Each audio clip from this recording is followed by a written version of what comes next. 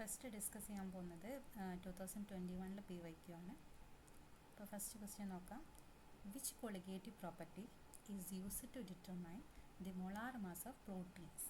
അപ്പോൾ പ്രോട്ടീൻസിൻ്റെ molar mass കാണാൻ വേണ്ടിയിട്ട് ഏത് കൊളിഗേറ്റീവ് പ്രോപ്പർട്ടിയാണ് യൂസ് ചെയ്യുന്നതെന്നാണ് ചോദിച്ചത്. അപ്പോൾ ആദ്യം അറിയണം എന്താണ് കൊളിഗേറ്റീവ് പ്രോപ്പർട്ടി എന്നുള്ളത്. എന്താ കൊളിഗേറ്റീവ് പ്രോപ്പർട്ടി എന്ന് പറഞ്ഞാൽ, അപ്പം ഒറ്റ കാര്യം ഓർത്താൽ മതി, number of moles of solute അല്ലെങ്കിൽ ജനറലി നമ്പർ ഓഫ് സൊല്യൂട്ട് പാർട്ടിക്കിൾസിന് ഡിപ്പെൻഡ് ചെയ്യുന്ന പ്രോപ്പർട്ടീസിനെയാണ്. അതായത് ഇപ്പോൾ ഒരു സൊല്യൂഷൻ ഉണ്ടാവും, ആ സൊല്യൂഷനിൽ എന്തുണ്ടാവും, സോൾവെൻറ്റും ഉണ്ടാവും, സൊല്യൂട്ട് പാർട്ടിക്കിൾസും ഉണ്ടാവും. അപ്പം അതിൽ ആ സൊല്യൂട്ട് പാർട്ടിക്കിൾസിനെ മാത്രം ഡിപ്പെൻഡ് ചെയ്യുന്ന പ്രോപ്പർട്ടീസിനെയാണ് നമ്മൾ എന്ത് പറയുന്നത്, കൊളിഗേറ്റീവ് പ്രോപ്പർട്ടി എന്ന് പറയുന്നത്. നേച്ചറിനെ ഡിപ്പെൻഡ് ചെയ്യുന്നില്ല, സ്റ്റേറ്റിന് നത്തിങ്. എന്തിനെ മാത്രം ഡിപ്പെൻഡ് ചെയ്യുന്നത്, സൊല്യൂട്ട് പാർട്ടിക്കിൾസിന് മാത്രം, എത്ര നമ്പർ ഉണ്ട് എന്നുള്ളത്. അല്ലെങ്കിൽ മോൾസിനെയും ഓക്കെയാണ്, നമ്പർ ഓഫ് മോൾസ് ഓഫ് സൊല്യൂട്ടും പറയാം, number of generally solute particles എന്നും പറയാം. ഇനി നോക്കേണ്ടത് 4 ടൈപ്സ് ഓഫ് കൊളിഗേറ്റീവ് പ്രോപ്പർട്ടീസ് ആണുള്ളത്. Lowering of vapour pressure, elevation of boiling point, depression in freezing point, പിന്നെ ഓസ്മോട്ടിക് പ്രഷറും. ഇനി നോക്കേണ്ടത് എന്താ ലോവറിംഗ് ഓഫ് വേപ്പർ പ്രഷർ എന്ന് പറഞ്ഞാൽ, ഇപ്പോൾ നമ്മളൊരു പ്യുവർ സോൾവെൻറ്റും കൺസിഡർ ചെയ്യാം, പിന്നെ ഒരു സൊല്യൂട്ട് ആഡ് ചെയ്തിട്ടുള്ളൊരു സൊല്യൂഷനും കൺസിഡർ ചെയ്യാം. അപ്പോൾ നോക്കാം, ഈ പ്യുവറിന് ലോവറിംഗ് ഓഫ് വേപ്പർ പ്രഷർ അങ്ങനെ പറഞ്ഞാൽ പ്യുവറിന് വേപ്പർ പ്രഷർ ഹൈ ആയിരിക്കും. ഓൺ അഡീഷൻ ഓഫ് സൊല്യൂട്ട്, നമ്മൾ സൊല്യൂട്ട് ആഡ് ചെയ്യുന്നതിനനുസരിച്ച് അതിൻ്റെ വേപ്പർ പ്രഷർ എന്ത് ചെയ്യും, കുറഞ്ഞു വരും. അതാണ് ഒന്നാമത്തെ കേസ്. ഇനി രണ്ടാമത്തത് എലവേഷൻ ഓഫ് ബോയിലിംഗ് പോയിൻറ്റ്. അതായത് പ്യുവർ സോൾവെൻറ്റിൻ്റെ കേസിൽ ബോയിലിംഗ് പോയിൻറ്റ് കമ്പാരിറ്റീവ്ലി കുറവായിരിക്കും. ഓൺ അഡീഷൻ ഓഫ് സൊല്യൂട്ടിന് ആഡ് ചെയ്യുന്ന സമയത്ത് എന്താ സംഭവിക്കുക, ബോയിലിംഗ് പോയിൻറ്റ് ഹയർ ആവും. ഇനി ഡിപ്രഷൻ ഓഫ് ഫ്രീസിംഗ് പോയിൻ്റ് എന്ന് പറഞ്ഞാൽ പ്യുവർ സോൾവെൻറ്റിൻ്റെ കേസിൽ നമുക്ക് ഫ്രീസിംഗ് പോയിൻറ്റ് ഹയർ ആയിരുന്നെങ്കിൽ നമ്മൾ സൊല്യൂട്ട് ആഡ് ചെയ്യുന്ന സമയത്ത് എന്ത് ചെയ്യും, അതിൻ്റെ ഫ്രീസിംഗ് പോയിൻറ്റ് കുറയും. ഇനി അടുത്തത് ഓസ്മോട്ടിക് പ്രഷർ കേട്ടോ. അതായത് ജനറലി ഒരു ഇക്വേഷൻ അങ്ങനെ എന്തോന്നുണ്ട്, പക്ഷേ അത്ര ഇമ്പോർട്ടൻ്റ് അല്ല, ചോദിച്ചിട്ടില്ല. ഇനി നമ്മളോട് ശ്രദ്ധിക്കേണ്ടത് ഓസ്മോട്ടിക് പ്രഷറിൻ്റെ ചോദിക്കാൻ ചാൻസ് ഉള്ളത് ഈ ക്വസ്റ്റ്യൻ നോക്കിക്കേ. മോളാർ മാസ് ഓഫ് പ്രോട്ടീൻസ്, അതായത് പ്രോട്ടീൻസ് എന്ന് പറഞ്ഞാൽ എന്താണ്, ഒരു ലാർജർ ബയോമോളിക്യൂൾ അല്ലേ. അപ്പോൾ ലാർജർ മോളാർ മാസ് ഉള്ള ആൾക്കാർ കേസിൻ്റെ അകത്ത് മോളാർ മാസ് കാണാൻ വേണ്ടിയിട്ട് യൂസ് ചെയ്യുന്ന പ്രോപ്പർട്ടി എന്ന് പറഞ്ഞാൽ ഏതായിരിക്കും, ഓസ്മോട്ടിക് പ്രഷർ ആയിരിക്കും. ഓർത്തെടുക്കണേ, ഓസ്മോട്ടിക് പ്രഷറിന് ഏതിന് വേണ്ടിയിട്ടാണ് യൂസ് ചെയ്യുന്നത്, ലാർജർ ബയോമോളിക്യൂൾ അല്ലെങ്കിൽ ലാർജർ മോളാർ മാസ് ഉള്ള ആൾക്കാരെ മോളാർ മാസ് ഡിറ്റർമൈൻ ചെയ്യാൻ വേണ്ടിയിട്ട്. ഇതിൻ്റെയൊക്കെ ഫങ്ഷൻസ് എന്തിനാ, ഇതൊക്കെ മോളാർ മാസ് ഡിറ്റർമൈൻ ചെയ്യാൻ വേണ്ടിയിട്ട് തന്നെയാണ് യൂസ് ചെയ്യുന്നത്. പക്ഷേ ലാർജർ മോളിക്യൂൾ അല്ലെങ്കിൽ ലാർജർ ഒരു ബയോമോളിക്യൂളൊക്കെയാണ് ചോദിക്കുന്നതെങ്കിൽ അവിടെ ഏതായിരിക്കും വരുന്നുണ്ടാവുക, ഓസ്മോട്ടിക് പ്രഷർ ആയിരിക്കും. ഇനി എലവേഷൻ ഞാൻ പറഞ്ഞു, എലവേഷൻ എന്ന് പറഞ്ഞാൽ ഹയർ ആവും. അതായത് പ്യുവർ സോൾവെൻറ്റിനേക്കാളും സൊല്യൂട്ട് ആഡ് ചെയ്തതിന് ബോയിലിംഗ് പോയിൻറ്റ് കൂടുതലായിരിക്കും. ഇനി ലോവറിംഗ് ഓഫ് വേപ്പർ പ്രഷർ എന്ന് പറഞ്ഞാൽ സൊല്യൂട്ട് ആഡ് ചെയ്യുന്ന സമയത്ത് പ്യുവർ സോൾവെൻറ്റിനേക്കാളും വേപ്പർ പ്രഷർ കുറയുന്നു. ഇനി അടുത്തത് ഡിപ്രഷൻ എന്ന് പറഞ്ഞാൽ സൊല്യൂട്ട് ആഡ് ചെയ്യുന്ന സമയത്ത് ഫ്രീസിംഗ് പോയിൻറ്റ് എന്ത് ചെയ്യുന്നു, കുറയുന്നു. ക്ലിയർ അല്ലേ, കൺഫ്യൂഷൻ ഇല്ലല്ലോ. അപ്പോൾ ഓസ്മോട്ടിക് പ്രഷർ. ഇനി അടുത്ത question, okay. The half life in seconds എന്ന് പറഞ്ഞിട്ടുണ്ട് of a first order reaction which takes 4 seconds for 30% of completion. ഇവിടെ ശ്രദ്ധിക്കേണ്ടത്, നമ്മൾ ഇനീഷ്യൽ കോൺസെൻട്രേഷൻ എപ്പോഴും എന്തായിട്ടാണ് എടുക്കുന്നുണ്ടാവുക, 100 ആയിട്ടായിരിക്കും എടുക്കുന്നുണ്ടാവുക. ഇനി ഇവിടെ പറഞ്ഞത് എന്താണെന്ന് ശ്രദ്ധിക്കുക, 30% കംപ്ലീറ്റ് ചെയ്തിട്ടുണ്ടെന്നാണ് പറയുന്നത്. അങ്ങനെയാണെങ്കിൽ റിമൈനിങ് ആയിട്ട് എത്ര ഉണ്ടാവുക, 70% അവിടെ ഉണ്ട്. ക്ലിയർ ആണോ? ഇനീഷ്യൽ കോൺസെൻട്രേഷനായിട്ട് നമ്മൾ 100% കൺസിഡർ ചെയ്യും. 30% കംപ്ലീറ്റ് ചെയ്തിട്ടുണ്ടെന്ന് പറഞ്ഞാൽ അവിടെ ബാക്കി എത്ര ഉണ്ട്, 70% ഉണ്ട്. ഇനി ഇവിടെ അറിയേണ്ടത് ഫസ്റ്റ് ഓർഡർ റിയാക്ഷൻ ആണെന്ന് പറഞ്ഞു. ഇനി നമുക്ക് എന്ത് കാണണം, ഹാഫ് ലൈഫിൻ്റെ ഇക്വേഷൻ ആദ്യം അറിയാം. ഏതാ, ഫസ്റ്റ് ഓർഡറിൻ്റെ ഹാഫ് ലൈഫിൻ്റെ ഇക്വേഷൻ ഏതാ, T½ = 0.693 ഡിവൈഡഡ് ബൈ K. അപ്പോൾ നോക്കിക്കേ, ഈ K എന്ന് പറഞ്ഞ ടേം നമുക്ക് തന്നിട്ടില്ല. അപ്പോൾ നമ്മൾ എന്ത് ചെയ്യണം, Kനെ ഫൈൻഡ് ഔട്ട് ചെയ്യണം. അപ്പോൾ K കാണാനുള്ള ഇക്വേഷനാണ് K = 2.303 divided by T log of A0 divided by A of T. അപ്പോൾ ശ്രദ്ധിക്കുക, ഈ A0 എന്ന് പറഞ്ഞാൽ കോൺസെൻട്രേഷൻ അല്ലെങ്കിൽ ഇനീഷ്യൽ കോൺസെൻട്രേഷനും AT എന്ന് പറഞ്ഞാൽ അതായത് ടൈം T= ഏതാണ് കോൺസെൻട്രേഷൻ എന്ന് വരുന്നത്. അപ്പോൾ നമ്മൾ നേരെ സബ്സ്റ്റിറ്റ്യൂട്ട് ചെയ്യുക. ഞാൻ പറഞ്ഞു A0 ഇനീഷ്യൽ കോൺസെൻട്രേഷൻ എപ്പോഴും 100 ആയിട്ടാണ് എടുക്കുക. നെക്സ്റ്റ് 4 സെക്കൻഡിൽ നമുക്ക് എത്രയാണ് തന്നത്, 30% കംപ്ലീറ്റ് ചെയ്തു എന്നാണ് പറയുന്നത്. റിമൈനിങ് ആയിട്ട് നമുക്ക് അപ്പോൾ ഉള്ളത് 70%. ഇനി ഒരു മാത്തമാറ്റിക്സിലൊരു റിലേഷൻ ഉണ്ട്, ലോഗ് ഓഫ് A/B എന്ന് പറഞ്ഞാൽ എന്താണ്, log of A minus log of B. ഇത് ലോഗാണ്. Log of A minus log of B. ഇതൊരു മാത്തമാറ്റിക്കൽ റിലേഷൻ. അപ്പോൾ നോക്കിക്കേ, ഈ 0 കട്ട് ചെയ്ത് കളഞ്ഞു. ബാക്കി എന്താ? Log of 10 minus log of 7. അപ്പോൾ ലോഗ് ഓഫ് 10 നമുക്ക് എല്ലാവർക്കും അറിയാം എന്താണ്. Log of 10 is equal to 1 ആണ്. ഇനി ലോഗ് ഓഫ് 7ൻ്റെ വാല്യൂ ക്വസ്റ്റ്യനിൽ ഗിവൺ ആണ്. അപ്പോൾ നമ്മൾ നേരെ സബ്സ്റ്റിറ്റ്യൂട്ട് ചെയ്യുമ്പോൾ കെൻ്റെ വാല്യൂ കണ്ടുപിടിച്ചു. കെൻ്റെ വാല്യൂ എത്രയാണ് വരുന്നത്? 0.0892. ഇനി നമ്മൾ എന്ത് ചെയ്യും? ഹാഫ് ലൈഫിൻ്റെ ഇക്വേഷൻ അറിയാം. നേരെ ഹാഫ് ലൈഫിൻ്റെ ഇക്വേഷനിലേക്ക് പുട്ട് ചെയ്യുന്നു. ലാസ്റ്റ് ഫൈനൽ ആൻസർ നമുക്ക് എത്ര കിട്ടും? 7.77 സെക്കൻഡ്. ഇതിലെന്തൊക്കെയാണ് അറിയേണ്ടത്? അപ്പം ഇൻ്റഗ്രേറ്റഡ് ഇക്വേഷൻ, അതായത് ഫസ്റ്റ് ഓർഡറിൻ്റെ ഇൻ്റഗ്രേറ്റഡ് ഇക്വേഷൻ, ഈ ഇക്വേഷൻ അറിയണം. പിന്നെ ടി ഹാഫിൻ്റെ ഇക്വേഷൻ അറിയണം. ഇനി ഫസ്റ്റ് ഓർഡറിനൊരു പ്രത്യേകതയും കൂടെ ഉണ്ട്. നോക്കിക്കേ, ഈ ടി ഹാഫിൻ്റെ ഇക്വേഷനിൽ എവിടെയെങ്കിലും കോൺസെൻട്രേഷൻ്റെ ടേം വരുന്നുണ്ടോ? ഇനീഷ്യൽ കോൺസെൻട്രേഷൻ്റെ ടേം വരുന്നുണ്ടോ? ഇല്ല. ചിലപ്പോൾ ഒരു ക്വസ്റ്റ്യൻ ചോദിക്കാം, ഇനീഷ്യൽ കോൺസെൻട്രേഷന് ഡിപ്പെൻഡ് ചെയ്യാത്ത ഹാഫ് ലൈഫ് ഏത് കേസിലാണ്? ഹാഫ് ലൈഫ് കാണാനുള്ള കേസിൽ ഇനീഷ്യൽ കോൺസെൻട്രേഷന് ഡിപ്പെൻഡ് ചെയ്യാത്ത ഏത് ഓർഡർ റിയാക്ഷനാണെന്ന് ചോദിക്കാം. അപ്പോൾ ഏതാ എഴുതേണ്ടത്? ഫസ്റ്റ് ഓർഡർ റിയാക്ഷൻ കേട്ടോ. ഇനീഷ്യൽ കോൺസെൻട്രേഷന് independent of initial concentration. Clear ആണോ? ഇനി അടുത്തത് total number of structural isomers of C5H11F. നമുക്കൊരു മോളിക്യൂൾ തന്നിട്ടുണ്ട്, അതിൻ്റെ total number of structural isomers ആണ് ചോദിച്ചത്. അപ്പോൾ ഇതൊരു പെൻറ്റേനാണ് അല്ലേ? പെൻറ്റേൻ എന്ന് പറഞ്ഞാൽ കാർബൺ 5 എണ്ണം ഉണ്ട്. അപ്പോൾ നമ്മൾ ആദ്യം എന്ത് ചെയ്യണം? സ്ട്രക്ചറൽ ഐസോമേഴ്സാണ് ചോദിച്ചത്. അപ്പോൾ ആദ്യം നമ്മൾ നേരെ സ്ട്രെയിറ്റ് ആയിട്ട് വരയ്ക്കാം 5 കാർബൺ. ഓക്കെ. ഇനി ശ്രദ്ധിക്കേണ്ടത്, നമ്മൾ ഇവിടെ ഫങ്ഷണൽ ഗ്രൂപ്പായിട്ട് വരുന്നത് ഹാലജനാണ്. ഹാലജൻസിൽ ഫ്ലൂറിനാണ് വരുന്നത്. അപ്പോൾ നമ്പറിങ് എപ്പോഴും കുറവായിരിക്കണം. നമ്മൾ ഏത് ഫങ്ഷണൽ ഗ്രൂപ്പാണോ കൊടുക്കുന്നത് അതിന് എപ്പോഴും എന്തായിരിക്കണം? നമ്പർ കൊടുക്കുന്നത് കുറവായിരിക്കണം. അപ്പോൾ നമ്മൾ ആദ്യത്തെ കേസിൽ ഫസ്റ്റ് പൊസിഷനിൽ വെച്ചു. ഓക്കെ. ഇവിടെ നിന്നാണ് നമ്പറിങ് സ്റ്റാർട്ട് ചെയ്തത്. 1 2 3 4 5. ഓക്കെ ആണോ? അപ്പോൾ നമ്മൾ ആദ്യം ഇവിടെ നിന്ന് സ്റ്റാർട്ട് ചെയ്തു. ഫസ്റ്റ് കേസിൽ ഞാൻ ഇവിടെ എഫിനെ വെച്ചു. സെക്കൻഡ് കേസിൽ ഞാൻ ഇവിടെ എഫിനെ വെച്ചു. ഓക്കെ.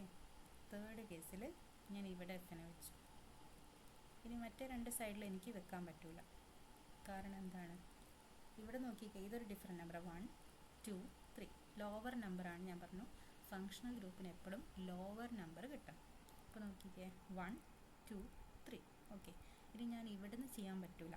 ഇവിടെ ഞാൻ എഫ് സബ്സ്റ്റിറ്റ്യൂട്ട് ചെയ്യുകയാണെങ്കിൽ അതിന് ഏത് നമ്പറാണ് വരിക? 5 ആണ് വരിക. ഇനി നമ്മൾ നേരെ തിരിഞ്ഞ് നോക്കിക്കേ, ഇവിടുന്ന് 1 2 3 4 5. അപ്പോൾ ഞാൻ പറഞ്ഞു ഹാലജൻസ് അല്ലെങ്കിൽ ഫങ്ഷണൽ ഗ്രൂപ്പ്സിന് ഏറ്റവും കുറഞ്ഞ നമ്പറിങ് വരണം. അപ്പോൾ നമ്മൾ ഇൻ കേസ് ഇവിടെയാണ് എഫിനെ വെക്കുന്നതെങ്കിൽ നമ്പറിങ് എവിടെ നിന്ന് സ്റ്റാർട്ട് ചെയ്യും? ഈ സൈഡിൽ നിന്ന് സ്റ്റാർട്ട് ചെയ്യും. അപ്പോൾ അത് നേരെ തിരിച്ച് നമുക്ക് ഫസ്റ്റ് കിട്ടിയ ഓപ്ഷനിലേക്ക് തന്നെ പിന്നെ വരും. അപ്പോൾ അതെന്താവില്ല? ഡിഫറെൻ്റ് ആവില്ല അല്ലേ? സെയിം ആവും. അപ്പോൾ നമുക്ക് ഈ ഒരു സ്ട്രക്ചറിന്, അതായത് സ്ട്രെയിറ്റ് ചെയിനിൽ നിന്ന് നമുക്ക് എത്ര പേരെ കിട്ടും? 3 സ്ട്രക്ചറൽ ഐസോമേഴ്സിനെ കിട്ടും. ക്ലിയർ ആണോ? ഡൗട്ട് ഉണ്ടെങ്കിൽ ചോദിച്ചാൽ മതി കേട്ടോ. പേഴ്സണലി നോക്കുക, നമുക്ക് എപ്പോഴും ഫങ്ഷണൽ ഗ്രൂപ്പിൽ ലോവർ നമ്പറിങ് ആയിരിക്കണം വരേണ്ടത്. ക്ലിയർ ആണോ? ഇനി ഇത് സ്ട്രെയിറ്റ് ചെയിൻ്റെ കേസ്. ഇനി അടുത്ത് നോക്കിക്കേ, നമ്മളൊരു 4 കാർബണ് സ്ട്രെയിറ്റ് ചെയിനിൽ കൊടുത്തു. 4 കാർബണ് സ്ട്രെയിറ്റ് ചെയിനിൽ കൊടുത്തു. ഒരു കാർബണ് ഞാൻ ഇവിടെ സബ്സ്റ്റിറ്റ്യൂട്ട് ചെയ്തു ഈ പൊസിഷനിൽ. ഓക്കെ ആണോ? ഇനി എനിക്ക് ഇവിടെ നിന്നൊക്കെ നമ്പർ ചെയ്യാം. 1 2 3 4. ഇങ്ങനെയാണ് നമ്പറിങ് വരിക. ഇനി ആദ്യത്തെ കേസിൽ ഞാൻ എഫിനെ ഇവിടെ സബ്സ്റ്റിറ്റ്യൂട്ട് ചെയ്തു. ഓക്കെ ആണോ? ഇനി അടുത്ത കേസിൽ ഞാൻ എഫിനെ ഇവിടെ സബ്സ്റ്റിറ്റ്യൂട്ട് ചെയ്തു. അടുത്ത കേസിൽ ഞാൻ എഫിനെ ഇവിടെ സബ്സ്റ്റിറ്റ്യൂട്ട് ചെയ്തു. ഓക്കെ ആണോ? ഇനി ഇവിടെ എനിക്ക് എഫിനെ സബ്സ്റ്റിറ്റ്യൂട്ട് ചെയ്യാൻ പറ്റുമോ? ഈ കേസിൽ ഇവിടെ ഞാൻ എഫിനെ സബ്സ്റ്റിറ്റ്യൂട്ട് ചെയ്യുകയാണെങ്കിൽ നമ്പറിങ് എവിടെ നിന്ന് എങ്ങോട്ടേക്ക് വരും? ഇവിടെ നിന്ന് സ്റ്റാർട്ട് ചെയ്യും. 1 2 3 4. ഞാൻ എപ്പോഴും പറഞ്ഞത് എന്താണ്, ഫങ്ഷണൽ ഗ്രൂപ്പ്സിന് ഏറ്റവും കുറഞ്ഞ ലോവറിങ്, അതായത് ലോവർ നമ്പർ വരണം. അപ്പം ഇതൊക്കെ ഇവിടെ 3 വെറൈറ്റി കിട്ടും, അല്ലെങ്കിൽ 3 സ്ട്രക്ചറൽ ഐസോമേഴ്സിന് കിട്ടും നമുക്ക്. ഇവിടെ ഒരാളെയും കിട്ടും. ക്ലിയർ ആണോ? ശ്രദ്ധിക്കണേ. ഫസ്റ്റത്തെ കേസ് ഞാൻ പറഞ്ഞ പേര് വെച്ച് പറഞ്ഞുതരാം. ഫസ്റ്റത്തെ കേസിൽ നമുക്ക് എന്ത് കിട്ടി? 1 ഫ്ലൂറോബെൻഡേൻ, 2 ഫ്ലൂറോബെൻഡേൻ, 3 ഫ്ലൂറോബെൻഡേൻ. ഓക്കെ അല്ലേ? ഇനി നോക്കിക്കേ, നമ്മൾ മീത്തൈൽ ഗ്രൂപ്പിനെ സെക്കൻഡ് പൊസിഷനിൽ വെച്ചു. സെക്കൻഡ് പൊസിഷനിൽ വെച്ച സമയത്ത് നമുക്ക് എന്തൊക്കെ കിട്ടി? 1 fluoro 2 methyl butyne, 2 fluoro 2 methyl butyne, 3 fluoro 2 methyl butyne. Clear ആണോ? ഇനി ശ്രദ്ധിക്കേണ്ടത്, ഇതൊന്നുകൂടെ ക്ലിയർ ആക്കി എഴുതി തരാം, ചിലപ്പോൾ കൺഫ്യൂഷൻ വരും. C C C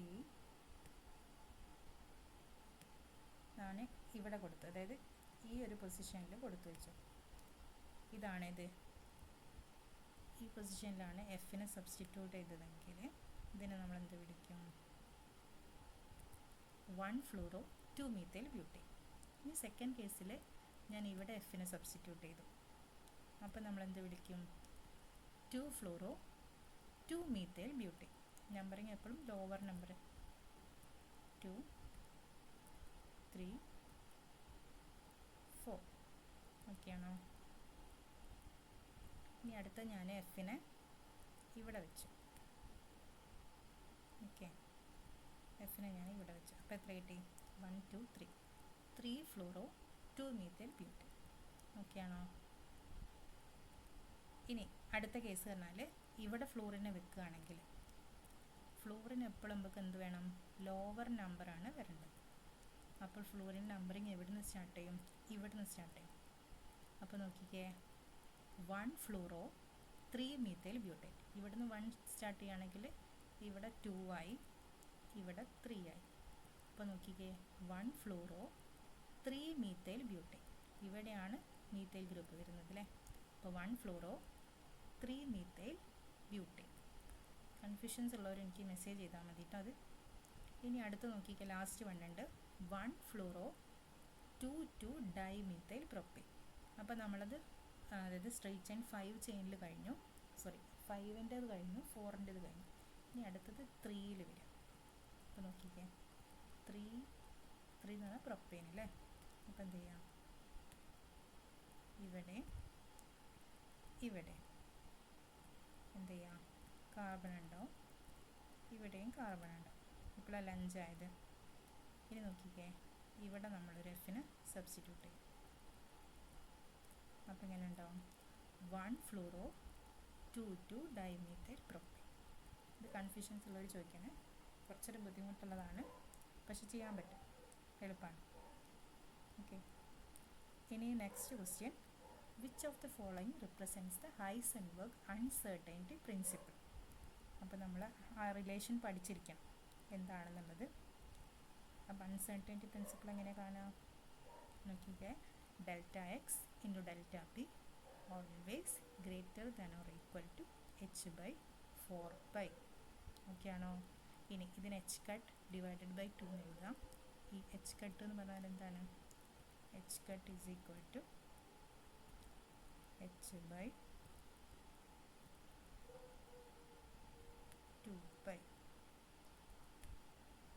h/2π. ഇനി ഡെൽറ്റ എക്സ് എന്ന് പറഞ്ഞാൽ അൺസർട്ടൈനിറ്റി ഇൻ പൊസിഷനാണ്. ഡെൽറ്റ പി എന്ന് പറഞ്ഞാൽ അൺസർട്ടൈനിറ്റി ഇൻ മൊമെൻ്റ് ആണ്. ഓക്കെ അല്ലേ? ഇത്ര പറഞ്ഞു വെച്ചാൽ മതി. അപ്പോൾ ഓപ്ഷൻ ഏതാ വരിക? നോക്കിക്കേ, ഈ എക്സ് ഒക്കെ ഇങ്ങനെ ഇതിൻ്റെ ഇവിടെ വരണ്ട കേട്ടോ, ഈ ഇവിടെ വരേണ്ട എക്സ് ആണ്, ടൈപ്പിംഗ് മിസ്റ്റേക്കാണ്, ശ്രദ്ധിക്കണേ. അതേപോലെ തന്നെ ഇവിടെ പൈ ഉണ്ട്, h/4π എന്നുണ്ട്, ആഡ് ചെയ്യാൻ മറക്കുന്നത്. അപ്പോൾ നമ്മൾ ഓപ്ഷൻ ഏതാ വരിക? First option, delta x into delta p x always greater than or equal to h/4π. ഇതാണ് uncertainty principle. Next question, okay. What is the formal charge in sulphur of SO3? അപ്പം SO3 എന്ന് പറഞ്ഞ മോളിക്യൂളിൽ സൾഫറിൻ്റെ formal ചാർജാണ് ചോദിച്ചത്.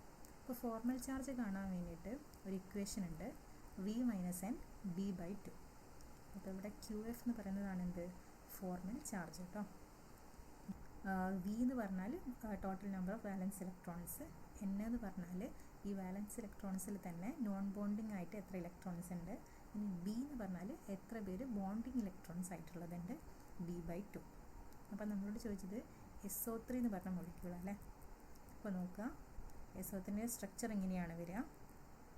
അപ്പോൾ നോക്കിക്കേ, സൾഫറിൻ്റെ എത്രയാണ് total number of valence electrons, ഓക്സിജൻ്റെ ഗ്രൂപ്പാണ് വരുന്നത് അല്ലേ സൾഫർ. അപ്പോൾ നോക്കിക്കേ 6 ആണ് total number of valence electrons. ഇനി നോക്കിക്കേ, ഏതെങ്കിലും നോൺ ബോണ്ടിങ് ഇലക്ട്രോൺസ് സൾഫറിന് ചുറ്റും ഉണ്ടോ, ഇല്ല അല്ലേ. അപ്പോൾ അവിടെ നോൺ ബോണ്ടിങ് ഇലക്ട്രോൺസ് ആയിട്ടുള്ളത് 0. ഇനി നോക്കിക്കേ, ഇലക്ട്രോൺസ് ബോണ്ടിങ്ങിൽ ഏർപ്പെട്ടിട്ടുണ്ട് 1 2 3 4 5 6 ബോൺസ് ഉണ്ട്. 6 ബോൺസ് എന്ന് പറഞ്ഞാൽ 12 ഇലക്ട്രോൺസ്. അപ്പോൾ നോക്കിക്കേ 12/2 6. അപ്പോൾ 6 - 6 = 0. അപ്പം SO3 മോളിക്യൂളിൽ സൾഫറിൻ്റെ ഫോർമൽ ചാർജ് എന്ന് ചോദിച്ചാൽ എത്രയായിരിക്കും ആൻസർ വരുന്നുണ്ടാവുക, 0 ആയിരിക്കും വരുന്നുണ്ടാവുക, ഓപ്ഷൻ 4.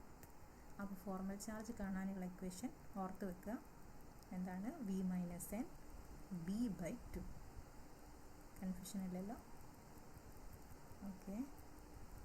ഇനി നെക്സ്റ്റ് ക്വസ്റ്റ്യൻ നോക്കിക്കേ, the solubility of a gas in A liquid is directly proportional to the partial pressure of that gas in equilibrium with the liquid. ഇതൊരു ലോ ആണ്. അപ്പോൾ അത് ഏത് ലോ ആണെന്നാണ് ചോദിച്ചത്. അപ്പോൾ നമുക്ക് ഓപ്ഷൻസിൽ റോൾസ് ലോ ഉണ്ട്, ഡാൾട്ടൻസ് ലോ ഉണ്ട്, ബോയിൽസ് ലോ ഉണ്ട്, ഹെൻറീസ് ലോ ഉണ്ട്. അപ്പോൾ ഈ ലോസ് ഒക്കെ ഏതാണെന്നുള്ളത് ആദ്യം അറിയണം. അപ്പോൾ നോക്കിക്കേ, നമുക്ക് തന്നത്, അതായത് ഇപ്പം സോലിബിലിറ്റീനെ പറ്റിയാണ് വരുന്നതെങ്കിൽ, അല്ലെങ്കിൽ ഈ ക്വസ്റ്റ്യൻ ഈ ക്വസ്റ്റ്യനിൽ പറഞ്ഞ solubility of a gas in liquid is directly proportional to partial pressure എന്ന് പറഞ്ഞാൽ അത് ഹെൻറീസ് ലോ ആണ് കേട്ടോ. ഇത് ഏത് ലോ ആണ്, solubility of a gas in liquid is directly proportional to the partial pressure of that gas in equilibrium with the liquid എന്ന് പറഞ്ഞാൽ ഇത് ഹെൻറീസ് ലോ ആണ് വരുന്നത്. ഇനി ശ്രദ്ധിക്കുക, അടുത്തത് റോൾസ് ലോ എന്താണ്. അപ്പോൾ റോൾസ് ലോ എന്താ പറയുന്നത് വെച്ചാൽ, റോൾസ് നോക്കുക, partial vapour pressure of A volatile component, ഏതെങ്കിലും ഒരു വോളട്ടൈൽ കമ്പോണൻറ്റ് എന്തിന് പ്രൊപ്പോർഷണൽ ആയിരിക്കും, അതിൻ്റെ മോൾ ഫ്രാക്ഷന് പ്രൊപ്പോർഷണൽ ആണെന്ന് പറയുകയാണെന്നെങ്കിൽ അതാണ് ഏത് ലോ, റോൾസ് ലോ ആയിട്ട് വരുന്നത്. ക്ലിയർ ആണോ? അത് മെയിൻലി എന്തിനാണ്, വേപ്പർ പ്രഷറിനെയാണ് പറയുന്നത്. സോലിബിലിറ്റീൻ്റെ കേസ് പറയുകയാണെങ്കിൽ എപ്പോഴും നമ്മൾ എന്തായിരിക്കണം, ഹെൻറീസ് ലോ ആയിരിക്കും വരുന്നുണ്ടാവും. ക്ലിയർ ആണോ? ഇനി നോക്കിക്കുക, Dalton's law of partial pressures. അപ്പോൾ അതിൽ തന്നെ നമുക്ക് എന്താ പറയുക, പാർഷ്യൽ പ്രഷറിനെ പറ്റിയല്ലേ പറയുന്നത്. That the total pressure exerted by a mixture of non reacting gases is equal to sum of the individual partial pressures of each gas. അതായത് ഇപ്പോൾ ഒരു മിക്സ്ചർ ഓഫ് ഗ്യാസസിൻ്റെ കേസിൽ, അതായത് നമ്മൾ കൺസിഡർ ചെയ്യുന്നത് നോൺ റിയാക്ടിങ് ഗ്യാസസാണ്. ഒരു mixture of non reacting gases ഉണ്ടെങ്കിൽ അതിൻ്റെ ടോട്ടൽ പ്രഷർ എന്ന് പറഞ്ഞാൽ ഓരോ ഇൻഡിവിജ്വൽ ഗ്യാസും എടുക്കുന്ന പാർഷ്യൽ പ്രഷേഴ്സിൻ്റെ സം ആയിരിക്കും. അതാണ് Dalton's law of partial pressure എന്ന് പറഞ്ഞാൽ. ഇനി ബോയിൽസ് ലോ എല്ലാവർക്കും അറിയാം. എന്താണ് ബോയിൽസ് ലോൻ്റെ ഇക്വേഷനൊക്കെ എല്ലാവർക്കും അറിയില്ലേ. That is the gas pressure. ഗ്യാസിൻ്റെ പ്രഷറും വോളിയം എന്താണ്, ഇൻവേഴ്സ്ലി പ്രൊപ്പോർഷണൽ ആണ്. അതായത് P is inversely proportional to എന്ത്, വോളിയം.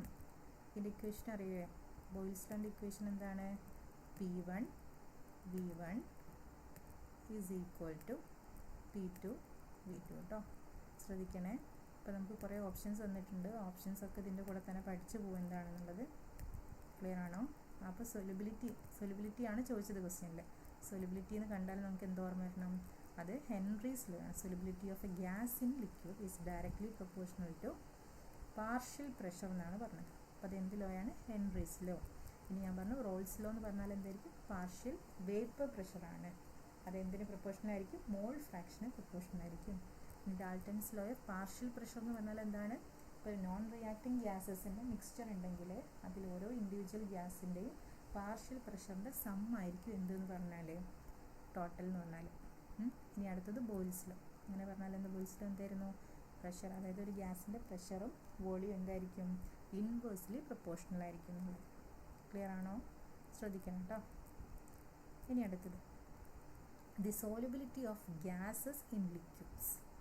അപ്പോൾ ഒരു സിമ്പിളായിട്ടുള്ള ക്വസ്റ്റ്യനാണ്. അപ്പോൾ നമ്മളോട് പറഞ്ഞ ലിക്വിഡ്സിൽ ഗ്യാസ് സോലിബിൾ ആവാം, അത് ഈ ടെമ്പറേച്ചറിനനുസരിച്ച് എന്തായിരിക്കും ചേഞ്ച് വരിക. അപ്പോൾ നിങ്ങൾ കോമൺ സെൻസ് ആയിട്ട് ആലോചിച്ചേ, നമ്മളൊരു ഗ്യാസിനെ സോലിബിൾ ആക്കുകയാണ് ലിക്വിഡിൽ. അപ്പോൾ നമ്മൾ ടെമ്പറേച്ചർ ഇൻക്രീസ് ചെയ്യുന്ന സമയത്ത് എന്താ സംഭവിക്കുക അവിടെ? ഈ ക്വസ്റ്റ്യനിൽ നമ്മൾ മെയിനായിട്ടും ശ്രദ്ധിക്കേണ്ടത് ഒരു കണ്ടീഷൻ ഉണ്ട് സോലിബിലിറ്റി ഓഫ് ഗ്യാസസിന് കേട്ടോ. ഗ്യാസസ് ഇൻ ലിക്വിഡ്സിൻ്റെ കേസിൽ 2 കണ്ടീഷനാണ് പറയുന്നത്. ഒന്നെങ്കിൽ ടെമ്പറേച്ചർ എന്ത് ചെയ്യണം, കുറയണം, അല്ലെങ്കിൽ പ്രഷർ എന്ത് ചെയ്യണം, കൂടണം.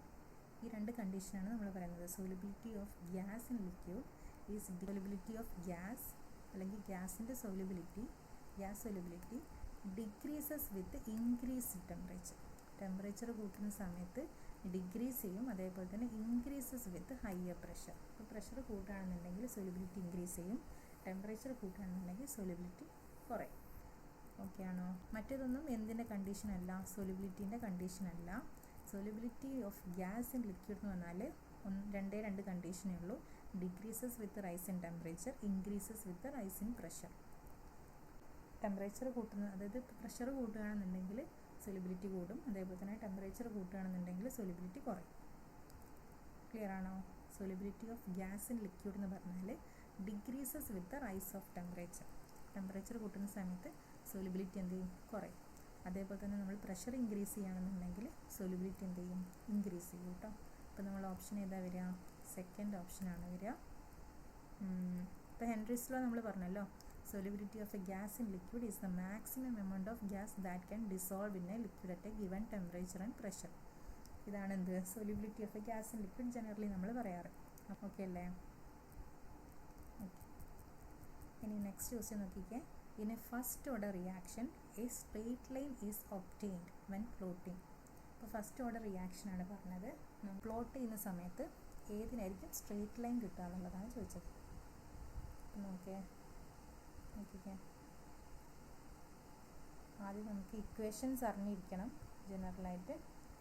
ഇക്വേഷൻ ഞാൻ നേരത്തെ ഫസ്റ്റ് ഓർഡർ റിയാക്ഷൻ്റെ മേലെ തന്നിട്ടുണ്ടായിരുന്നല്ലോ, അതിൽ വെച്ചിട്ട് നോക്കുന്ന സമയത്ത് നോക്കിക്കേ, LNR വേഴ്സസ് ടൈം. നമുക്ക് എന്ത് കിട്ടും? ഒരു സ്ട്രെയിറ്റ് ലൈൻ കിട്ടും വിത്ത് ഇൻ്റർസെപ്റ്റ് LN0, സ്ലോപ്പ് -k. അപ്പം ഞാൻ ഒരു 0 order, first order, second order, ഇതിൻ്റെ ഒരു ഗ്രാഫ് തന്നിട്ടുണ്ട്. റേറ്റ് വേഴ്സസ് കോൺസെൻട്രേഷനും കോൺസെൻട്രേഷൻ വേഴ്സസ് ടൈമും log of A versus time 1/a versus time.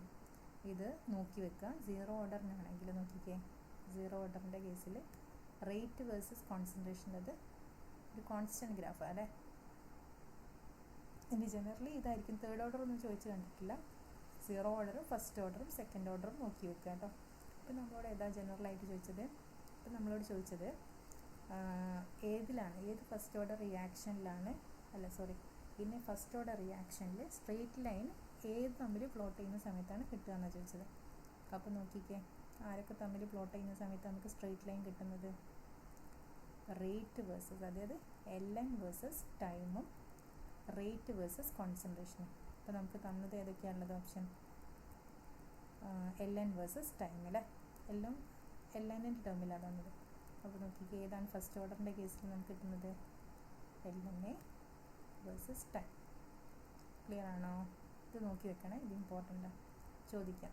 ഇപ്പോൾ ഇതാണ് ചോദിച്ചതെങ്കിൽ ചിലപ്പോൾ നെക്സ്റ്റ് എക്സാമിന് വേറെ ഏതെങ്കിലുമൊക്കെ ആയിരിക്കും ചോദിക്കുന്നുണ്ടാവും. ഈ കോൺസ്റ്റൻറ്റ് ഗ്രാഫ് കിട്ടുന്നത് ഏത് കേസിലാണ് നോക്കിക്കുക? 0 ഓർഡറിൻ്റെതിൽ റേറ്റ് വേഴ്സസ് കോൺസെൻട്രേഷൻ. ക്ലിയർ ആണോ? ഇനി ഹൈപ്പർബോള ചോദിക്കുകയാണെങ്കിലോ? ഹൈപ്പർബോള ചോദിക്കുകയാണെങ്കിൽ ഫസ്റ്റ് ഓർഡറിൻ്റെ കേസിൽ കണ്ടില്ലേ, ഈ കേസിലും വരുന്നുണ്ട്, ഈ കേസിലും വരുന്നുണ്ട്. ക്ലിയർ ആണോ? നോക്കണേ. ഇനി നോക്കിക്കതാ T12. ഇനി വേറൊരു ക്വസ്റ്റ്യൻ ചോദിക്കാം, T12 വേഴ്സസ് കോൺസെൻട്രേഷൻ. അപ്പോൾ നോക്കിക്കുക, 0 ഓർഡറിൻ്റെ കേസിൽ സ്ട്രെയിറ്റ് ലൈനാണ്, സെക്കൻഡ് ഓർഡറിൻ്റെ കേസിൽ സ്ട്രെയിറ്റ് ലൈനാണ്, തേർഡ് ഓർഡറിൻ്റെ കേസിൽ സ്ട്രെയിറ്റ് ലൈനാണ്. പക്ഷേ ഫസ്റ്റ് ഓർഡറിൻ്റെ കേസിൽ എന്താണ്? T12 is constant. T12 versus concentration എന്ന് പറഞ്ഞാൽ എന്താണ്? കോൺസ്റ്റൻറ്റാണ്. നമ്മൾ പഠിച്ചില്ലായിരുന്നു നേരത്തെ. T12 is independent of concentration. First ക്വസ്റ്റ്യനിൽ നമ്മൾ പഠിച്ചിട്ടുണ്ടായിരുന്നു അല്ലേ? സെക്കൻഡ് ക്വസ്റ്റ്യനിൽ T12 is independent of concentration. Okay അല്ലേ? ഇനി next question, which of the following conditions allow a reaction to be spontaneous. അപ്പോൾ നമ്മളോട് ചോദിക്കുകയാണ്, ഒരു റിയാക്ഷൻ സ്പോണ്ടേനിയസ് ആവണമെന്നുണ്ടെങ്കിൽ ഡെൽറ്റ എച്ചിൻ്റെ വാല്യൂ അതേപോലെ തന്നെ ഡെൽറ്റ എസിൻ്റെ വാല്യൂ നെഗറ്റീവ് ആയിരിക്കണോ അല്ലെങ്കിൽ പോസിറ്റീവ് ആയിരിക്കണോ എന്നുള്ളത് പറയാനാണ്. അപ്പോൾ ആദ്യത്തെ ഓപ്ഷനിൽ മൈനസ് ഉണ്ട്, പ്ലസ് ഉണ്ട്, പിന്നെ പ്ലസ് ഉണ്ട്, മൈനസ് ഉണ്ട്, മൈനസ് മൈനസ് പ്ലസ് പ്ലസ് ആയിരിക്കും.